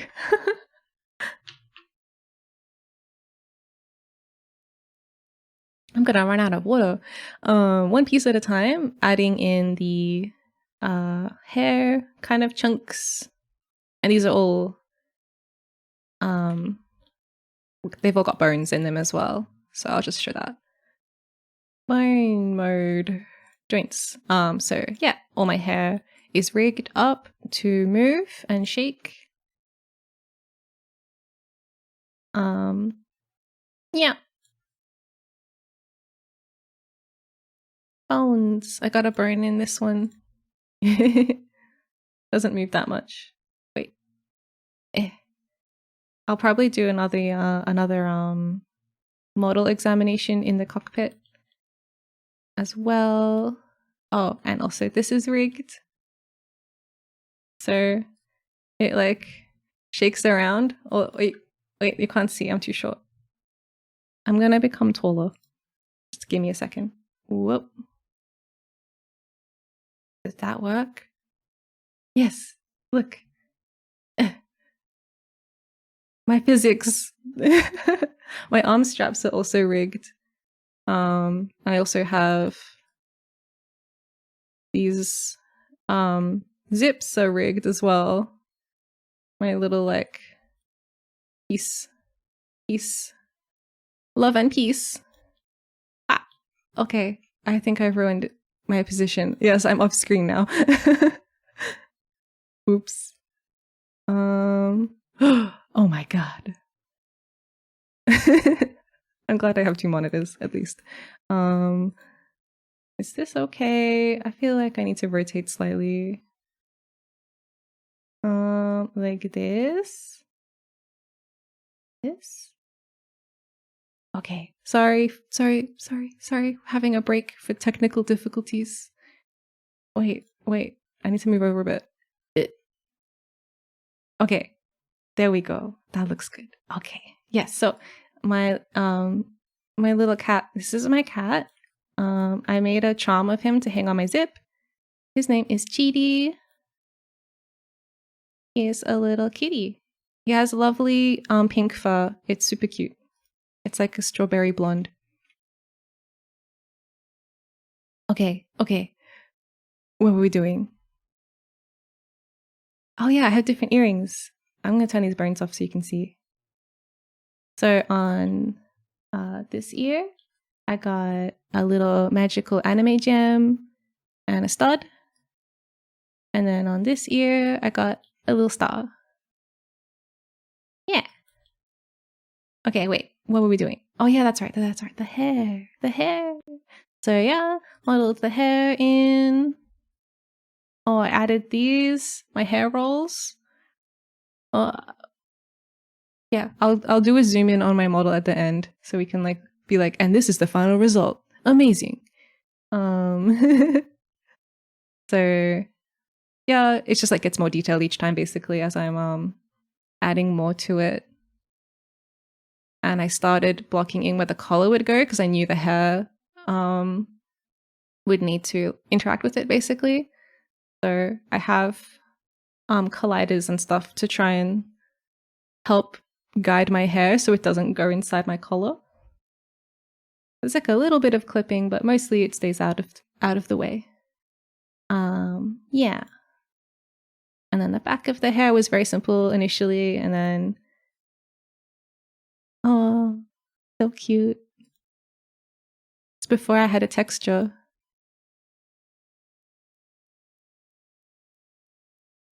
Yeah, and that was when I was working on the back of the hair and adding some more like separate little pieces and stuff. Let me just catch up with chat again. The shadow is painted on, so it won't move with the hair. That's right. So the shadows in my hair are all painted on as well. Just like the shadows on my forehead.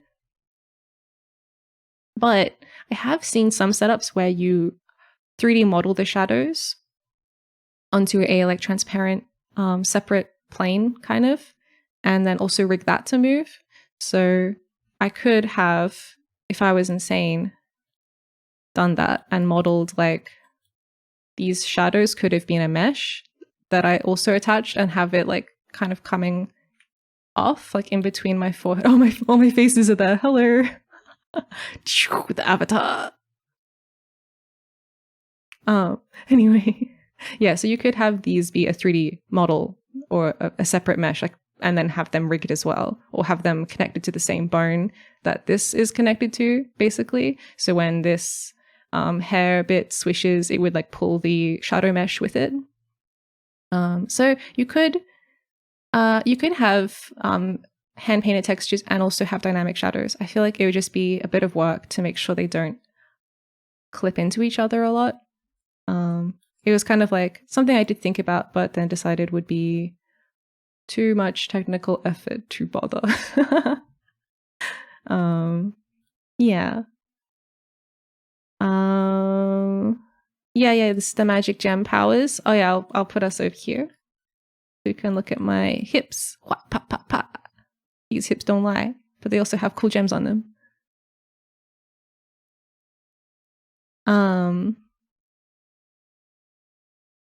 Could it be a problem if you want to have like bigger hair that would make more shadows over the body? Yeah, so depending on the model, you could definitely consider modeling the shadows and having them move dynamically. Or you could do a different shader with actual like dynamic shadows on it if you didn't want to. New synthwave EP jacket dropping. The many faces of Miya. Yeah, so these are the my hip straps as well have bones in them, like a little chain of bones. So they can wiggle around when I wiggle, along with my cat. Okay, what's next? What's next? Oh yeah, my hair clips. I have hair clips because my hair is kind of messy. I have my hair pulled back into these cool rolls just because when you're like piloting mechs, you know, you gotta keep your hair out of your face so you can see all the buttons you have to press and all the levers and switches. Oh god, it's my watch. This is before I put it on. Like when I take my watch off, it goes flat. It goes flat. What else do I have?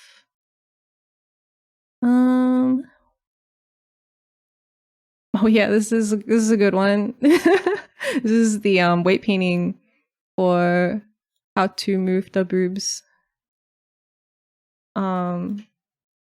So yeah, I've got 2 bones in each one that can help with the movements. It's a little bit not safe for work. Just a little bit. Just a little bit. I think, what else do I have? I was just testing basically like the extreme poses of the bones to see what they would look like. This is what my UVs look like. This is what my UVs look like. Even the watch does a T-pose. Yeah, well, it's just easier to model things in a like flat position, and then once they're finished, you can manipulate them into place. Wah! Thank you for the hydrate redeem. Apocalyptic Express. Yeah, this is a bit scary. It's a bit scary. And I did the hair as well. Also had to be all oh, I guess I could talk about UVs. So that's a pretty important step.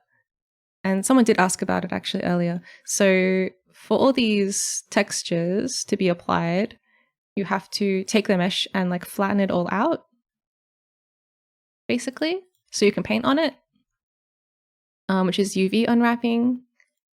So yeah, so this is my face. It's a bit hard to see with the it's my texture. It's my texture. But basically all the little pieces get flattened out and then you can paint on it. Yeah.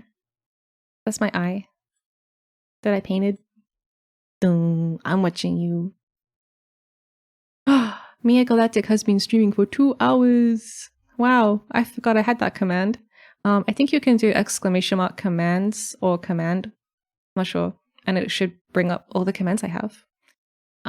It's my skin. Yeah, so I pulled all my skin off and laid it out nice and flat so I could paint it so I wouldn't be gray anymore.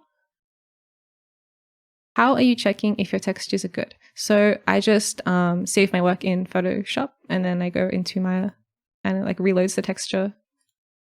And then I'm like, yeah, that looks good. I can show my texture. Wait, I gotta go into the... I have so many folders. So many folders. Oh yeah, this was a good one. This is when I was trying to work out, like I took a screenshot and then took it into Photoshop and then was trying to figure out where to put stuff for it to look good. That's probably an oversimplification. And this is where I was figuring out like how to place my clip and how I wanted the side of my hair roll to look. YouTube. Oh my god. My commands.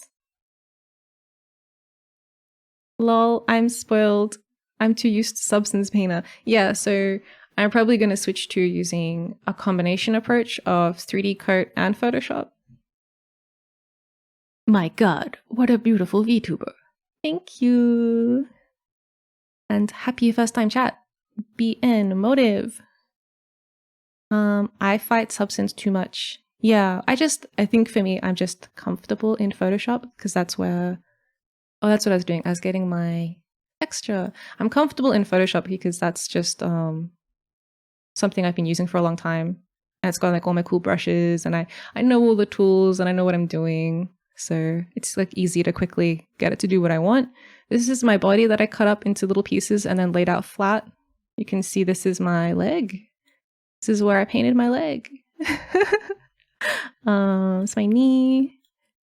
We'll do a side-by-side comparison. So this is I'll put this here. It'll come back in a sec. And then I turn the joints back off again. Ta-da! So this is the flat one, and then this is what it looks like on my model.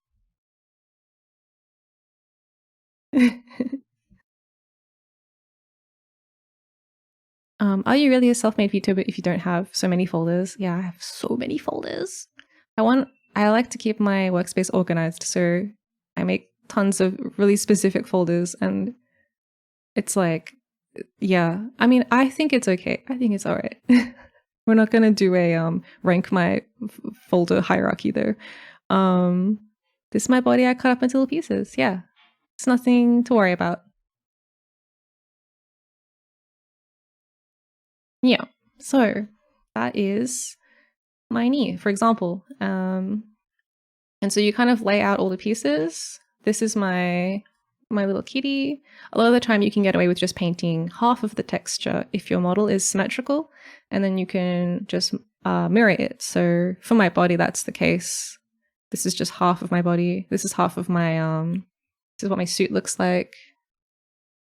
And you can see the shadows I painted on for like where my zip hangs and like underneath my hip gem buckle thingies. And this is like the bottom of my foot.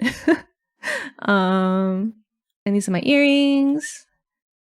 So this is what my earring looks like when it's flat. Yeah.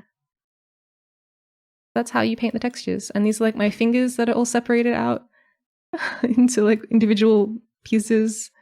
This is like the hand part of my glove. And my watch, which is like upside down. What time? I don't know. Yeah. That's how the texture works. Were there any more work in progress things to show? This is the watch on my arm.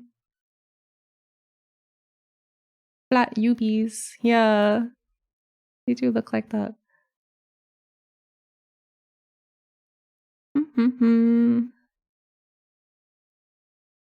This was like the mock-up for my starting soon screen.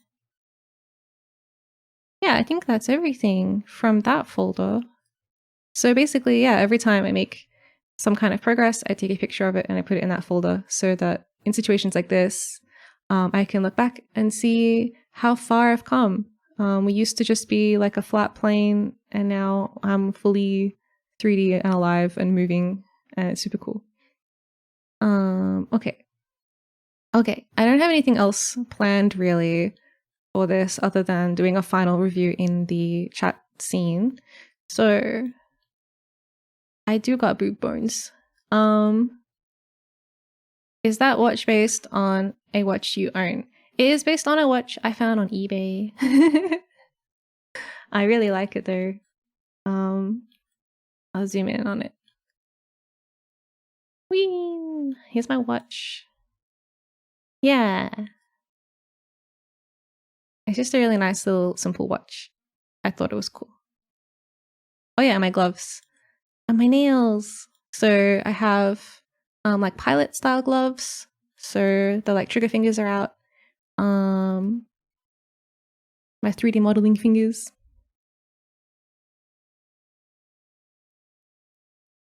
What kind of resources would you recommend for learning UVing? I'm trying to learn and it's a struggle. Ooh, UVing. I'm not sure if I can't think of any really good tutorials off the top of my head. Like I feel like it's kind of glossed over a bit. Yeah. But it's possible those other artists I linked earlier might have UV content. I think the book I have on 3D character modeling probably has a section on UVs. You can technically put any dance animation on that skeleton. Have you tried? I have tried. Yeah.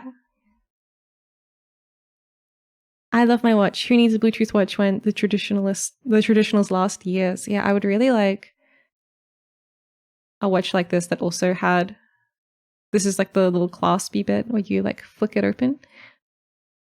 I just think they're like so low profile and pretty as well. It kind of looks like a bracelet. But then it's also a functioning watch. It's an accessory with a purpose other than looking cool. Yeah, I want to put my model into the Miku Miku dance software. Wow, so 3D. Sorry. I want to put my model into Miku Miku dance and then do a Miku Miku dance. I want to dance. I want to play anime music and dance and do the like the technician dance that everyone does. I want to do that. I have a lot of things I want to do this year, but yeah, I only have so much time and I can only do like one amazing thing at a time. I still have to put my reference sheet out as well for my model.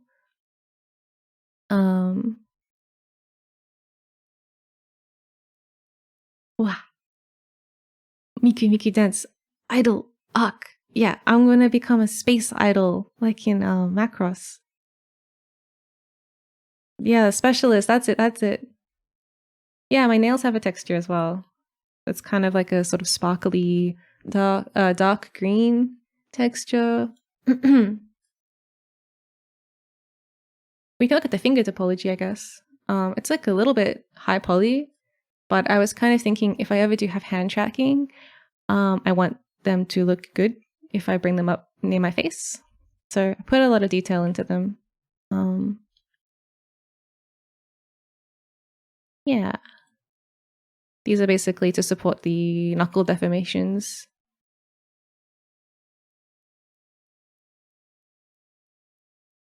And you can kind of still see my fingernails through the glove here. So it's really tight. It's like my undersuit. Yeah, I spent a really long time rendering my undersuit, especially like on my chest. It's like, I wasn't really sure what material I wanted it to be made out of. It's like kind of glossy, but also incredibly tight. Like you can see like the tendons on my neck and my collarbones. Yeah. Macross Delta September. I guess we can go inside. Wow.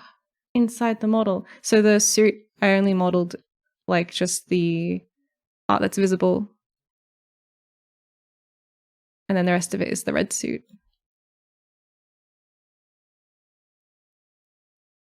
So you can see it kind of ends at my shoulders and just at the kind of where your rib cage kind of ends, and then your stomach is there. Yeah. Whoa, it's like an illusion. You're an alien, so you can say the material is unobtainium, and we are not allowed to argue. Yeah. TOS. Oh, I'm sorry. We'll just look at the top of my head. It's very cute and ready for head pats. Yeah, so that I think concludes this part of the presentation, unless there's any more questions while we're here, if there's anything you want to see or have explained. Head pats, yay, thank you. I will just rotate while I wait for questions to come in. Whoa. Pa, pa, helicopter. Go.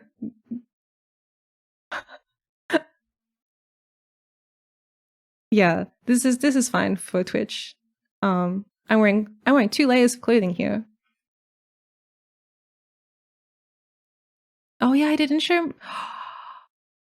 Didn't look at the butt very much. I'm kind of shy about my butt, so I don't really show it much on stream. But I have a very nicely painted behind.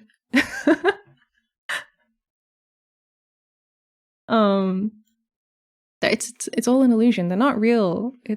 I'm 3D. Look, it's hollow. Inside my leg, it's hollow. I do have a burn inside my leg though. I guess it's not completely hollow. Anyway, yeah, I have like little shiny highlights. I don't know. I spent a lot of time rendering it, so I feel like I never really show it though. Because it's just like, don't look at my butt. You know, I'm shy, but I spend so much time painting it, so it feels stupid not to let anyone see. Oh my god.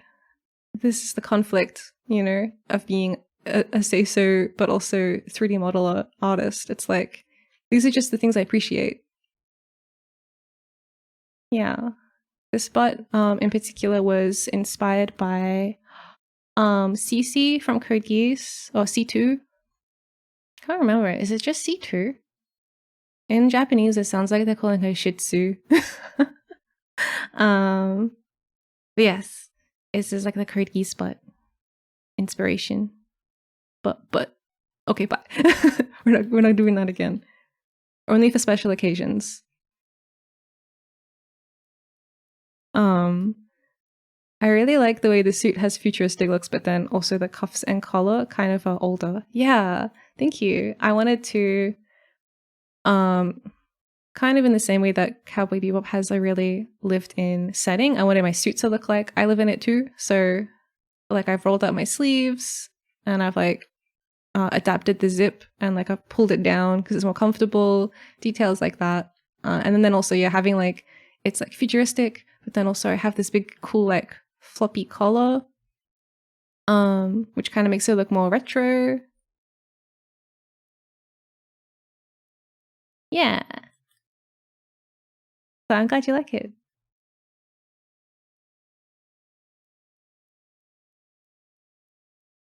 Wah, wah, wah, wah, wah. I don't know, I'm kind of desensitized to boobs. I feel like because they're like just below the face, so you see them a lot. Like it would be harder to stream and not have them be visible.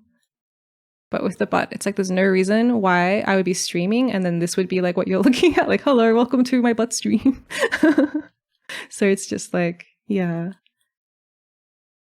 Not commonly seen. It's a rare sighting. What inspired you to take on Twitch to become a VTuber? I wanted to try and make a 3D art that I could use as a VTuber, just as a personal challenge mainly. And I had been watching VTubers, mostly Hololive, and I was just like really excited by the possibilities of the technology, and also like, yeah, I just wanted to like take my art to the next step. And I thought the next step for a 3D modeler who likes making cute anime girls would be to become a 3D anime girl. Yeah. It's the next step. It's the evolution. Yeah, I did a lot of figure drawing in uni as well, but it's like, this is my butt. It's different. It's different. Your texturing is really incredible work. Do you have any tips or advice for someone who has no experience in the texturing portion of the 3D workflow? I think obviously like doing fundamental studies, like, you know, that kind of thing where they like put a bowl of fruit down and then it's like paint the fruit. Just studying how light and color works. Actually, there's a book called Color and Light that is really good. That kind of covers how to paint realistically and like how color and light work on a kind of scientific level as well. It's like it's really good. I think a lot of artists would benefit from reading it. It's kind of as an artist, you sort of subconsciously learn a lot of these lessons and you don't necessarily know what you're doing scientifically or like what the thing you're doing is called. You're just like, I just know that it looks good if I do this one weird thing. But that book is kind of like an explanation for why a lot of those techniques look good. Yeah.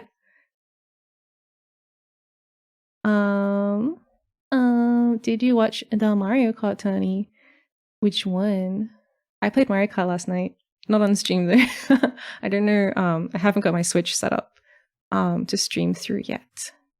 Yeah. So I kind of had like my massive training arc where I made my model, and now I'm currently in my Twitch training arc where I try to learn how to be a streamer and do that good. Because I need to match the quality of my model with I feel like the pressure is on, you know. I can't have like a super cool model and then be a shit streamer. It would be too sad. It would be a waste. If you ever remember the name of the book, yeah, it's Color and Light by James Gurney. He also paints Dinotopia, and he even has a YouTube channel. And he posts these little things, like he's got like a little mobile painting setup, and he goes and paints like environments and stuff. And then it's so cool. He's really good.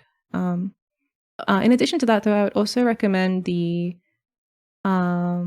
there's a video that's on the Riot site with one of their artists, and she takes you through her whole painting process for one of the characters. I think it's for a skin in League of Legends. So I'd recommend looking at that too, and they are quite detailed and cool. Yeah. I did watch the Mario Kart Hololive tournament. I think that was last year. I was surprised. I wasn't sure who was going to be good and who was going to be bad. Yeah, it was quite shocking.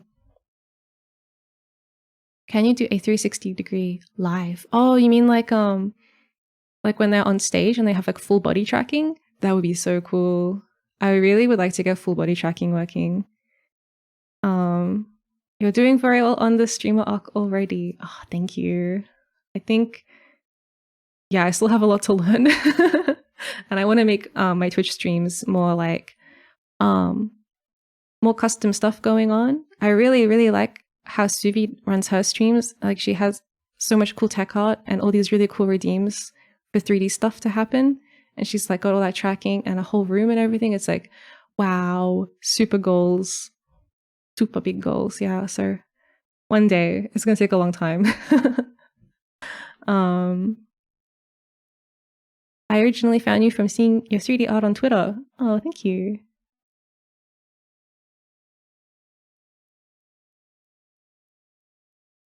Wow. I saw your debut tweet and thought, oh God. On God? On God. Oh my God. Full body tracking would be awesome. Yeah, I would love that.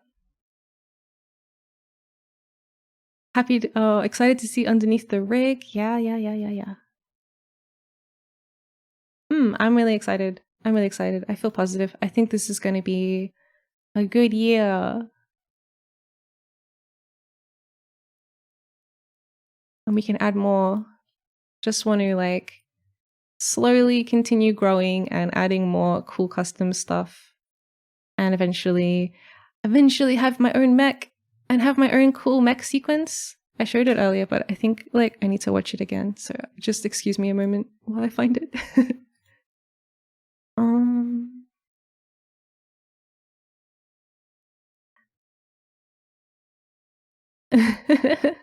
Yeah, I have like so much control over my face. If you throw things at it, I'm just unfazed.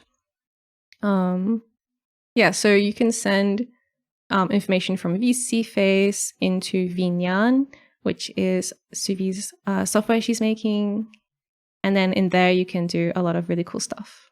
So yeah, I'll be doing that. Oh, I think there's one other thing I wanted to cover, which was camera lenses.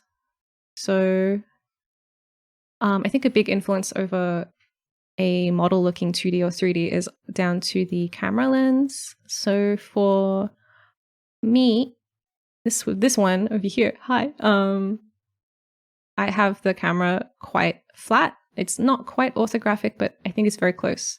So if you look at my character like this, and then if we go into over here, front view, you can see like it doesn't look 3D anymore. It kind of looks flat. That's because of the camera. So this one is like looks 3D, and then this one looks flat. So yeah, if you have a 3D model and you're using VSeeFace, what am I doing? I'll do that later. You can change, there's like a slider. It's kind of like the field of view that you're changing. You can probably do that. Come on, perspective view. Where is that? Basically, cameras have like a slider on them that influences. So this one is like a bit more orthographic. It's not orthographic, but it is like a flatter or wider field of view.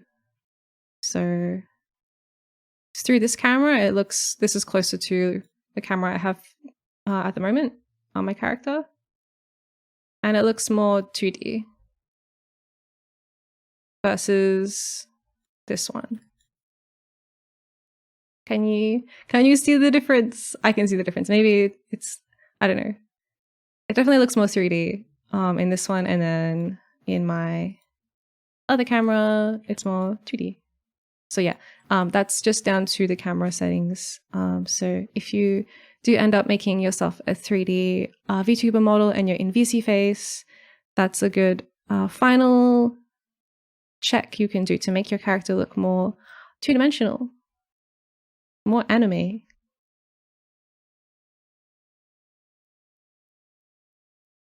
I really liked the small animations you made in the debut videos on YouTube and Twitter. Oh yeah, I can show the so I animated those in Photoshop. can show that. Wow. Where is that? In the debut folder, in the monitor folder. This one? Oh my god, it's Photoshop.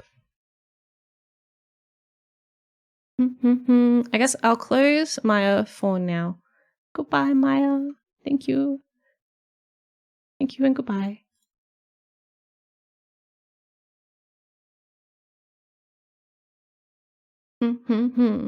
Is it possible to add jiggle physics to the chest? I do have jiggle physics on my chest. Oh my god, I can't talk. I need to have a drink. Oh yes, my cursor is a little blue cat, like this one. Yeah. So this is the one of the shots from my what do you call it? Debut kind of announcement and lore videos. So each of these is animated by hand, by me, and I have a timeline. Well, you can't quite see it, but basically you can play it in here. But it plays back slower in Photoshop than it does in the final video. So I'll zoom in on some random stuff. So we've got like my little kitty cat that runs. Oh, it's just 3 frames of animation. 1, 2, 3. We've got like the 2 contact poses and then the mid-air pose. Oh no, it's continuing on to the next part where I ominously turn around. And I'm like, do you want to die? Do you seriously want to die? Why are you interrupting me? Yeah, no, we are say-so and not bloodthirsty. We are a nice alien. This is Earth, that I painted. It's just like Australia. I also added some cool like distort effects to make it like look more like a live feed that's like kind of corrupted. I'm sorry. Just casually dipping into yandere territory. Yeah, animated in Photoshop. A lot of these animations are just really quick little loops, so it's not too taxing. I feel like for bigger animations, you probably would want to use a specific software for that, but I use Photoshop. It's good for like sprites and kind of game style animations, which is like why I learned animating for games. So yeah. And then this is my little chat mascot who has like some emotes now. Yeah, there he is. Wow. So I want to 3D model this character as well and have them all set up so they can walk around and dance. I was thinking it could be cool to have a redeem where you can like use the channel points to like become this guy, and then like your name will appear and it'll be like, oh my god, Sussy Nugget, you're here. Oh no, not this again. Dun dun dun. I'm gonna let it happen. So this part was animated in Miya. And I brought the frames across. It's kind of fun watching it in slow motion. I'll let it play again.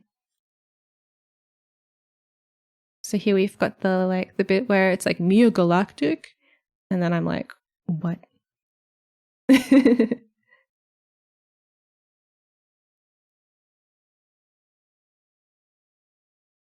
got the little like eye blink.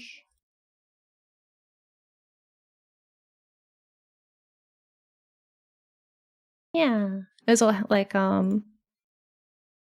just animated with the bones. I don't have a very good control rig or anything set up, so all my animation is done just directly on the bones, except I did add some hip and foot rigging because it's a little hard to animate without those.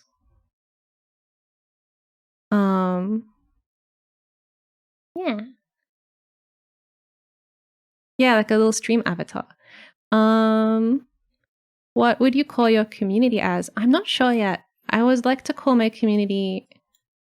I'd like to have this little buddy be like the mascot of our community and chat. But I'm not really sure what to call them yet. I used to call them Star Champ. Kind of like PogChamp, but also Star, because I mean, that should be obvious. That part should be obvious. I used to call them Star Champ, but I think... Oh, you're right. I don't have any BGM. I turned it off.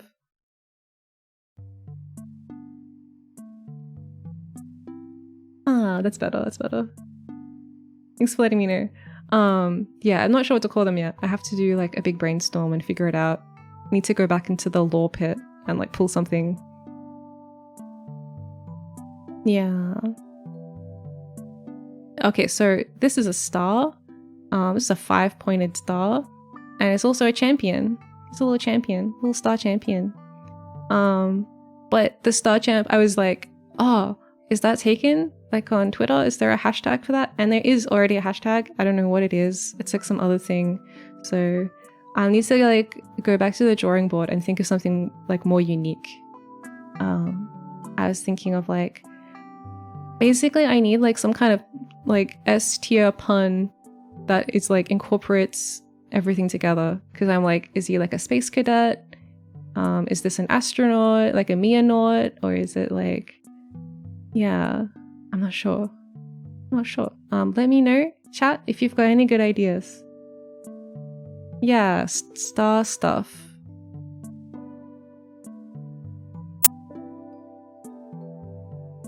I've also got these stars that like slowly spin around. Woo!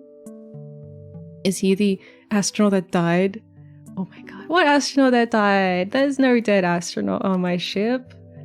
Oh my god. There's no dead astronaut on my ship. What are you talking about?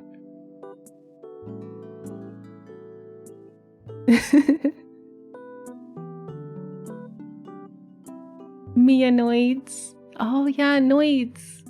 We could use noids as well, like from Gundam. Starlad. Starlad would be cute as well. Oh, these are great. Starnoids.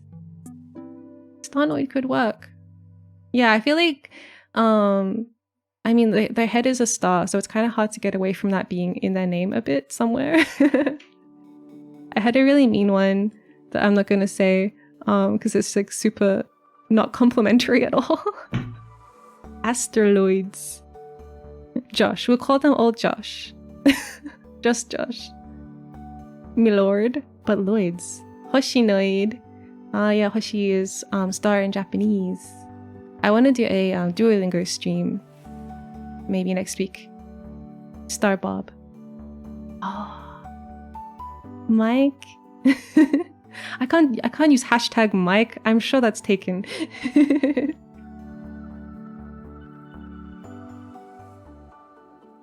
I should leave this playing so it's exciting. Wow. Miya. And a tunnel. And some weird circle thing. Streamer bullying chat is a time-honored tradition. Okay, I'll tell you. Yeah, I really like the teeth. When I model this, he's gonna have the biggest teeth. His teeth are gonna be so big. So my really mean nickname was Neanderthals. But I'm not gonna use it. Because I was like, how can I refer to my primitive Earth fan base? Neanderthals. Like Neanderthals, but Neanderthals. I'm sorry. Every life form is valid. I shouldn't call you guys Neanderthals just because you're more primitive, you know? Neanderthals. Yeah. I'm not using it, but it was funny. I was like, oh yeah, this. Except it's really mean. Lummies.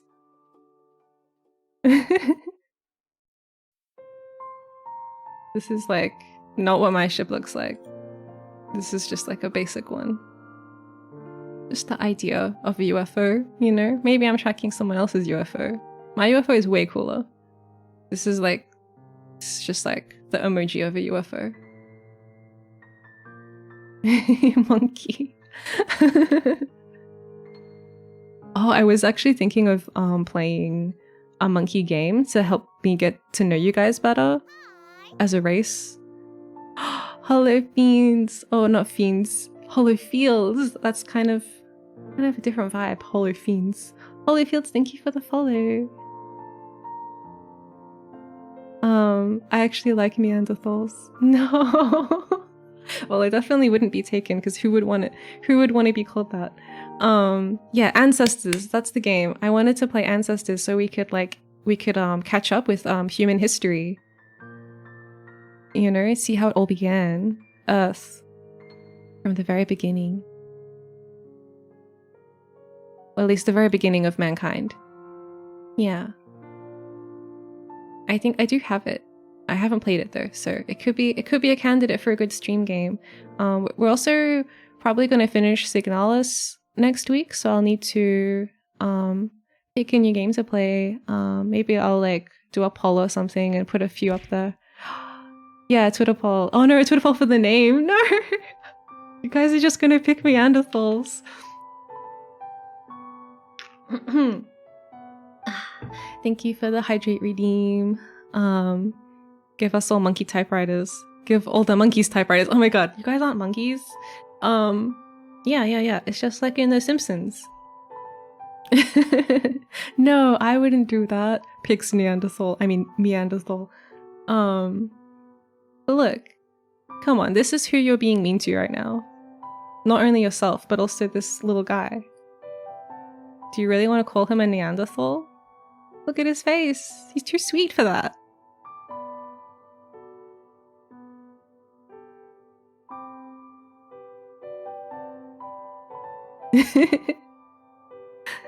The star can bite for sure.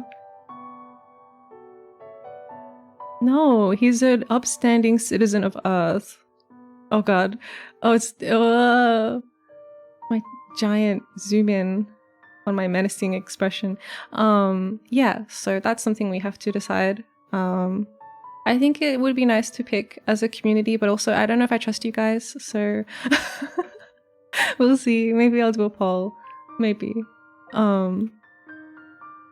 It has his mouth on the center like a starfish. Yeah, he is like a starfish.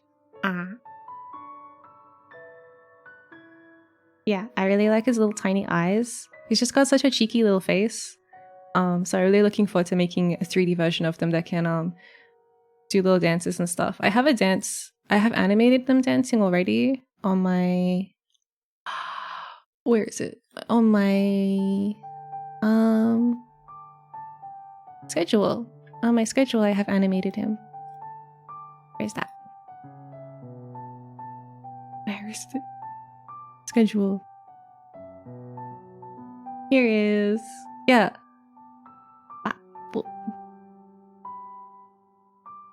I think this is only... How many frames is this? Like 3 frames, but then it's mirrored. So I guess 6 frames? And then I added a couple different mouth shapes. So he's like, bop, bop, bop, bop, bop, bop, bop, bop. Miya sapiens. My homies.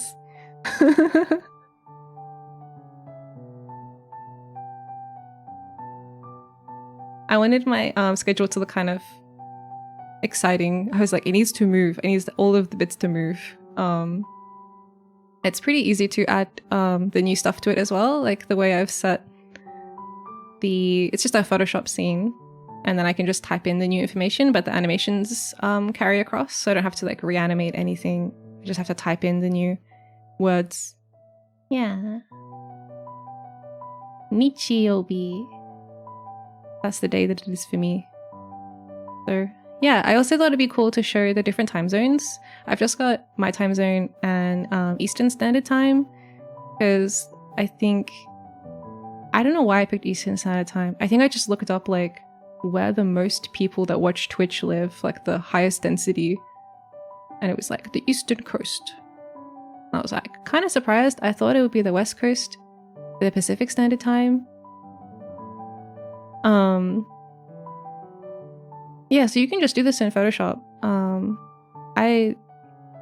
I know there's like a really cool motion graphics editing software like After Effects and things like that as well. Miya, what do you think about galactlings? Oh, maybe. I think galactlings doesn't roll very easily off the tongue. Galactlings. Maybe. I'm gonna watch this VOD back and like record down all of everyone's suggestions and do a big thinking time about it. Galactes. Yeah. I think like I really like fan names that are like, it needs to be like a pun on something. It needs to somehow incorporate either my name or theme, and it needs to like match the mascot. So it's kind of hard to pick. Space Cadets. Yeah, and then the other problem is it needs to be like specific enough that if I wanted to like hashtag you guys on Twitter, it wouldn't also be like hashtag for some like random other thing that's unrelated. Yeah, I don't know. Maybe I don't need to worry about that too much.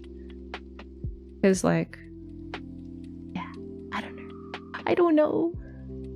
I really liked. I'm sorry to bring it up because it's a little bit sad. But I really liked. Sana had Sana lights. Because they were satellites, but they were also for Sana. And I was like, oh, that's so perfect. It was so cute because satellites like orbit around her. I don't know, it was just like such a nice and thoughtful little fan name. I thought it was like super cute. So I'd like to try and as a fellow Australian space VTuber, I want to try and do something as thoughtful as that. I want it to be the perfect fan name. But maybe my goals are like, maybe I'm setting the bar too high here.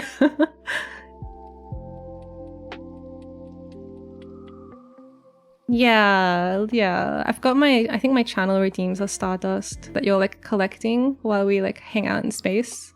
It's kind of the lore explanation. It will come naturally. Yeah. So that's why I haven't decided on anything yet. I'm kind of just like waiting for it to come to me.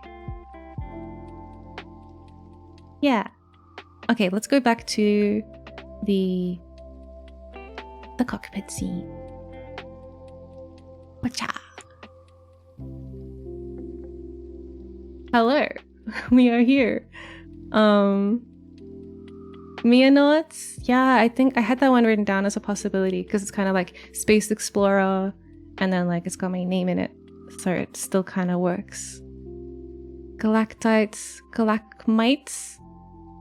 You do kind of look like a bug. To me, at least. To refer to that one astronaut guy, he's fine. He's fine. I don't have a yandere face. You just have to trust me, okay? I'm trustworthy. Look. Hello? I wouldn't recklessly let an astronaut die on my ship. Okay. While we are here in this scene, what is going on? Eventually we will settle for, I don't know, Josh it is, after 3 months of trying. Thank you for the hydrate redeem. Oh, I need to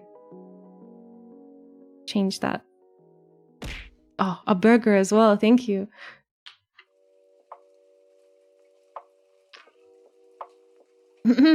I do have expressions. I have this expression.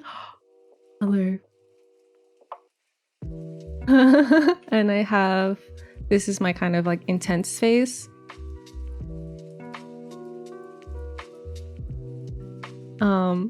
Yeah. And I have my kind of like little sassy smug face. I would never let an astronaut die on my ship. I'm very trustworthy. And I have happy face, which is kind of just my normal face, but like it's like smiling And also sad face. How could you accuse me of murder? How could you say that?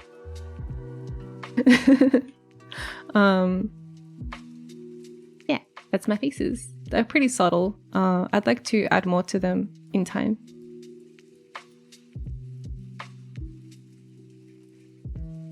Okay, I'm gonna read the chat again.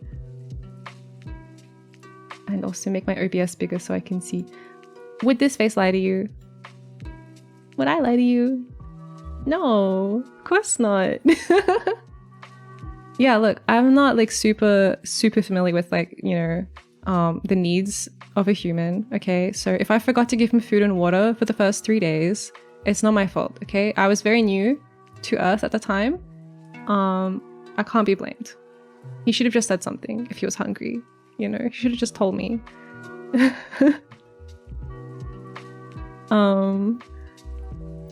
It just happened that his lungs emptied into the vacuum of space. What can you do? Exactly, what can you do? Oh, an idea? Hoshi's? Like Aussie Hoshi? Hoshi? Maybe. Hoshi for star?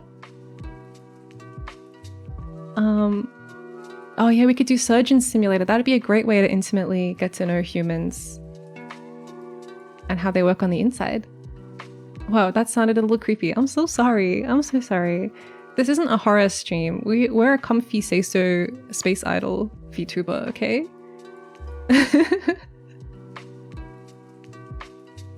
Oh, the wiggly. I do have the I think I have like someone posted a really good breakdown of the frames. I just need to figure out how I'd want to color it.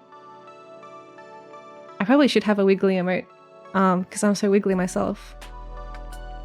Look at these ears. So much motion. Okay, I'm gonna do another model reveal because it's a bit different in this scene compared to Miya because I got my hands down instead of a T-pose. I can show my hand physics as well. Hand physics and belt physics. Swish, swish.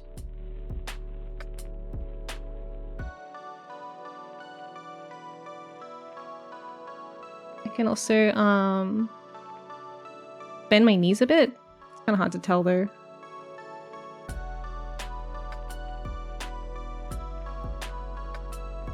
Wow.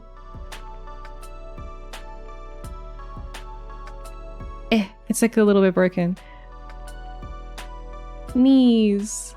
They kind of work. And we'll do a rare butt viewing. Oh my god.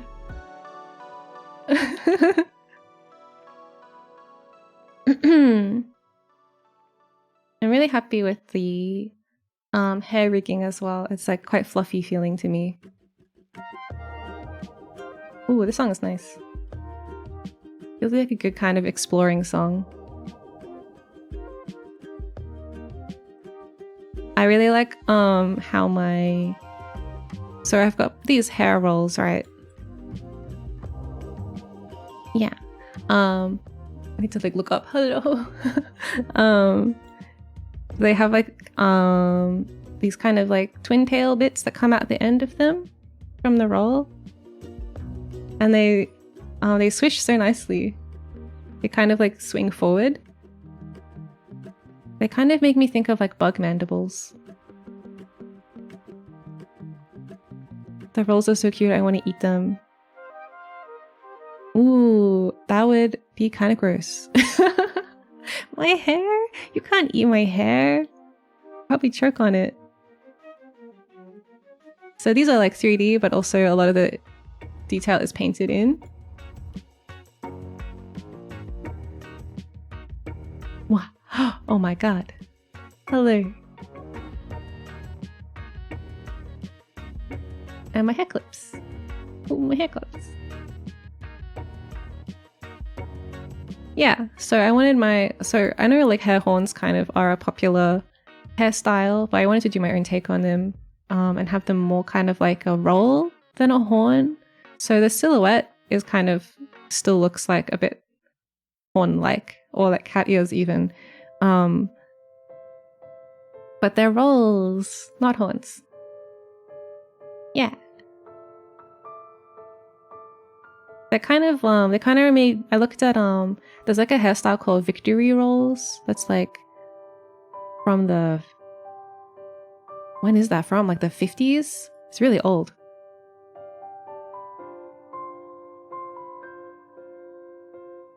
The cat ears are a lie once again. Yeah. Yeah, they're quite old-fashioned, but I thought it'd be fun to try and make them work for a sci-fi concept. Kind of.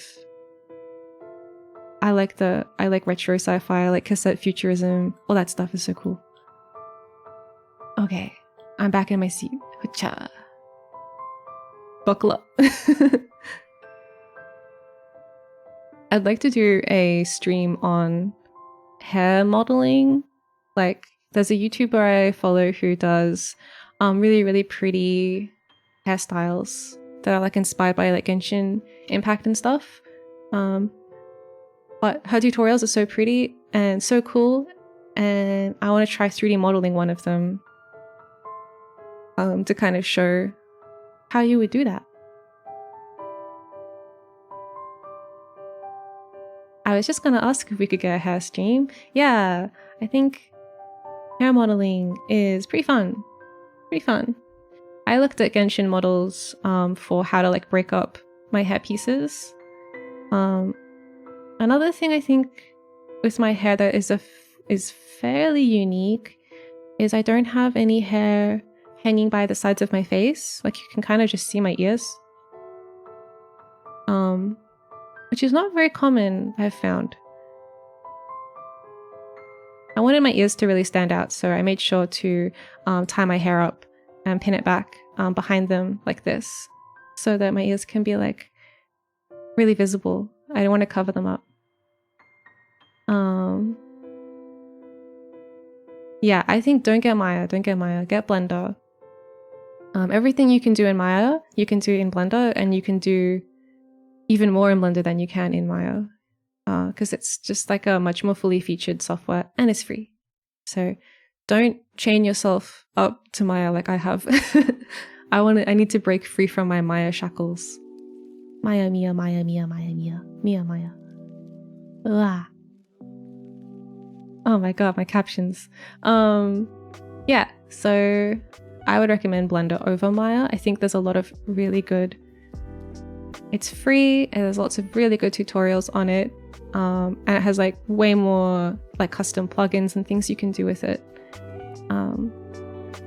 Yeah, I think Miya's days are kind of over now.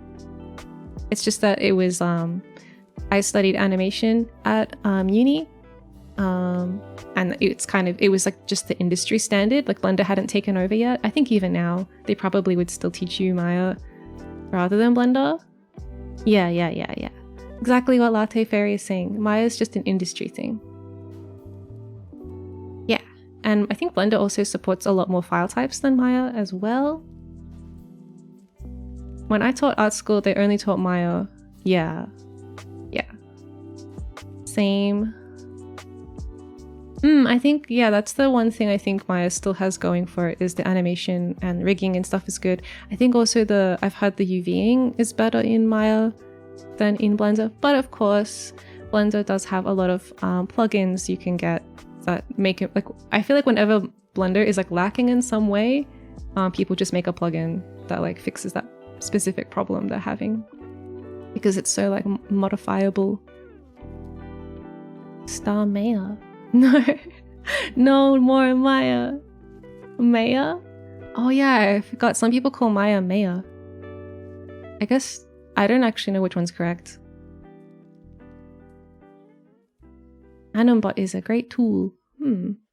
Yeah, I probably need to start a new folder up that's full of Blender tutorials. Mayonnaise. Yummy.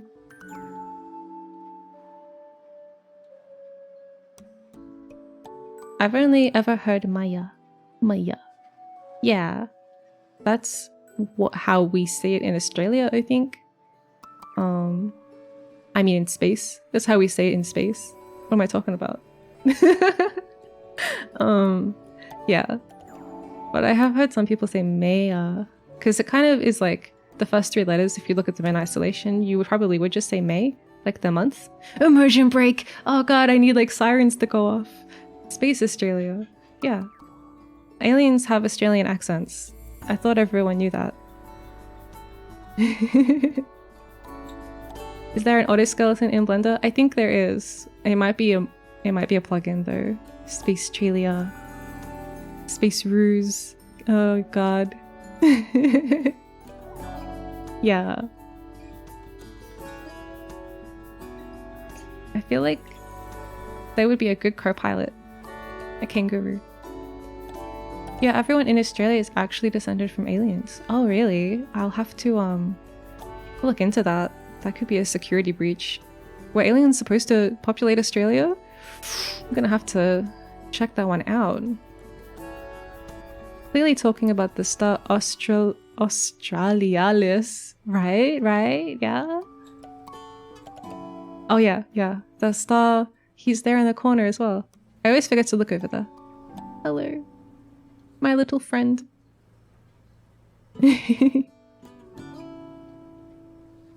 Ideally, this is meant to be like a chat box. And he's like, blah, blah, blah, blah, blah. And then you guys are his voice. Yeah, that's just the whole colonization.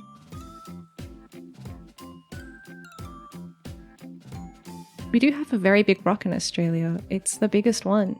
It's the biggest rock. Yeah, the marsupials are pretty alien-like. They probably are just aliens. They probably are just aliens. Wow.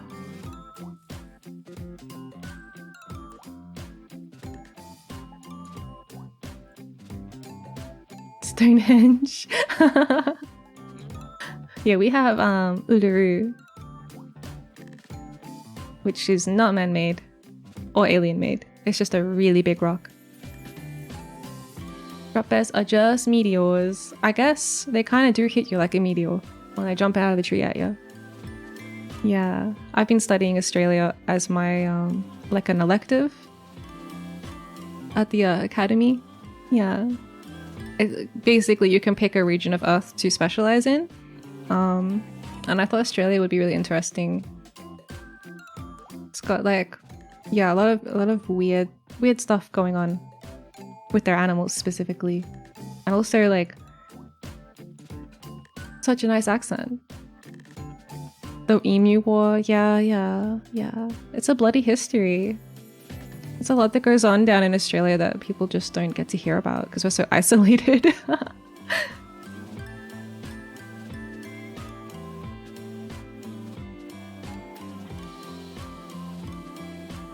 Oh, it's almost 2 p.m. Emus must be the alien's weakness then. I don't have any weaknesses. What are you talking about? Weaknesses? What? Why would you even contemplate that as a concept that I could have a weakness? That's madness.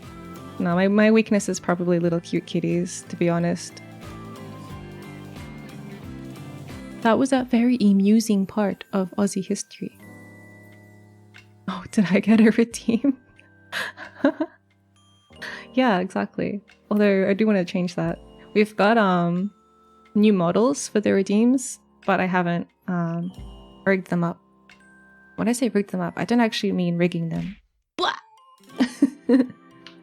Whoa, that was cool.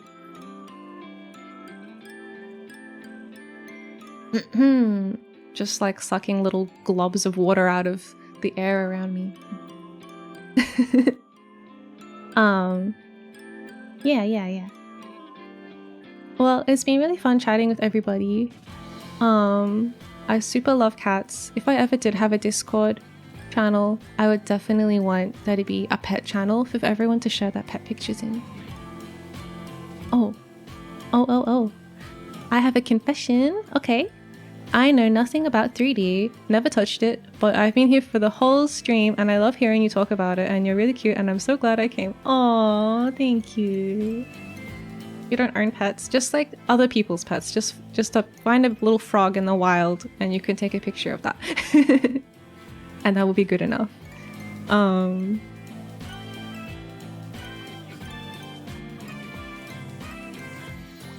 Oh, is there a question about Discord?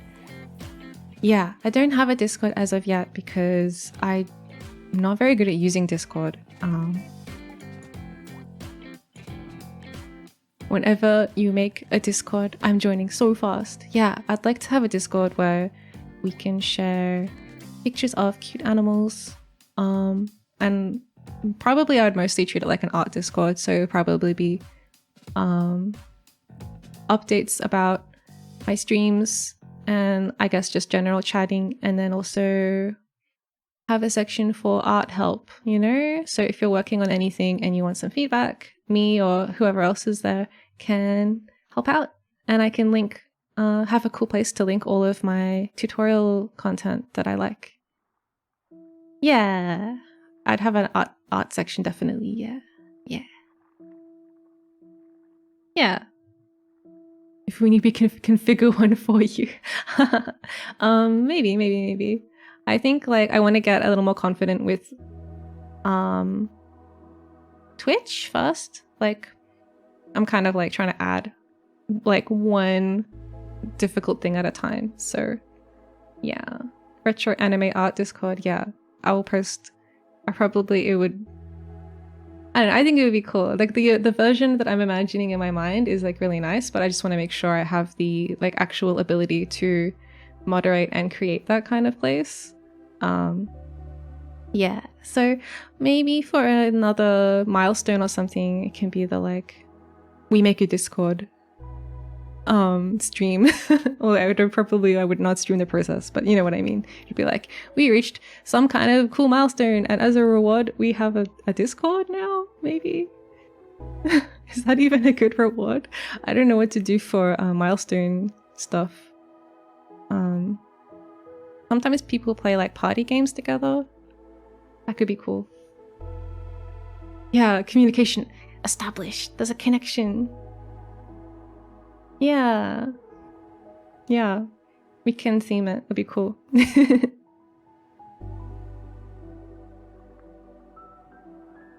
That was a good talk there.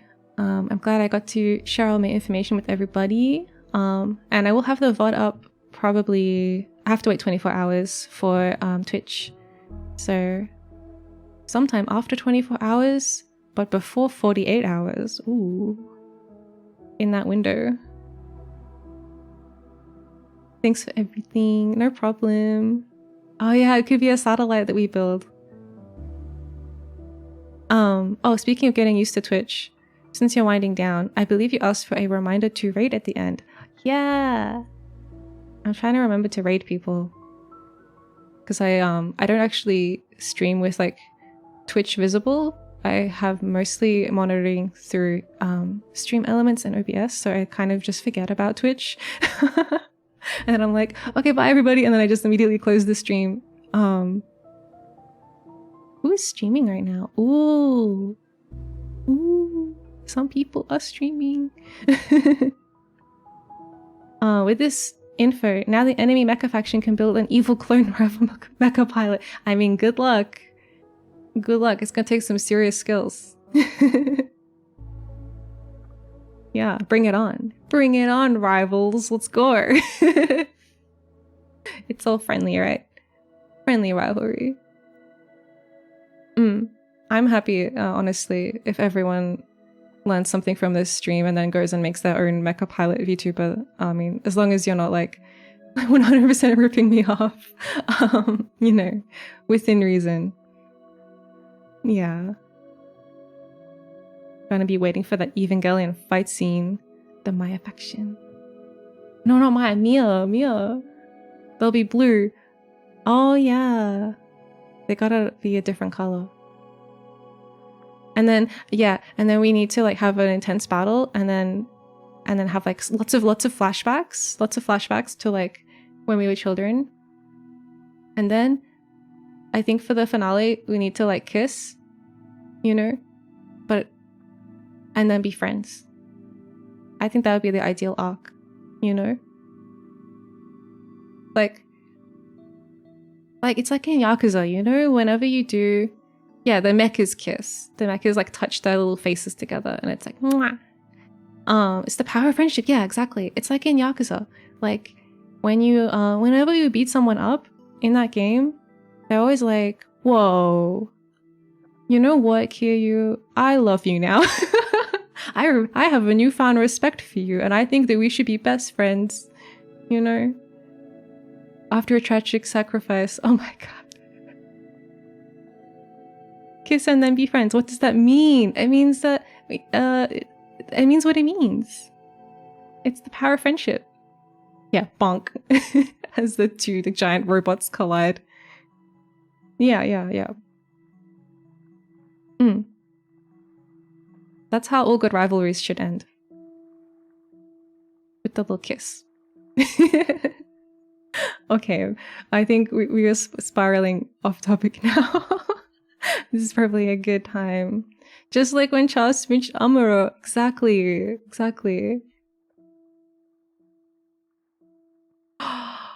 That would be so cute.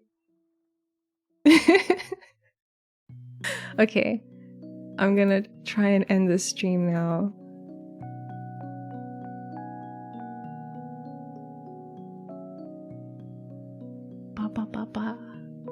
Who would be good? Oh, I have the... thank you for the hydrate. For anyone that is like new and unfamiliar, I do 3 streams a week. So I will be back in a couple days for more content. And also, I have a schedule on my About panel that I update once a week. And I also have schedules on my Twitter. So fear not, we will reunite soon.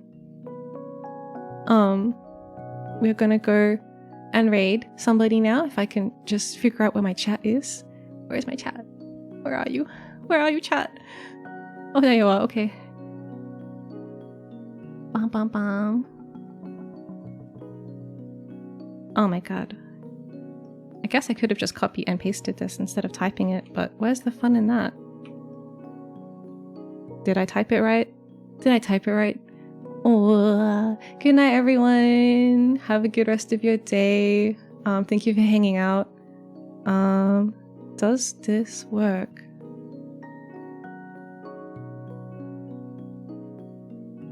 Oh, the raid has been created. Okay, everybody. Make sure you use those cool star emotes in your raid messages. Bye. Bye. We're gonna go raid Skimmy because she's also a mech pilot. It's gonna be from one mech pilot to another. Bye bye. Thank you for coming. Bye.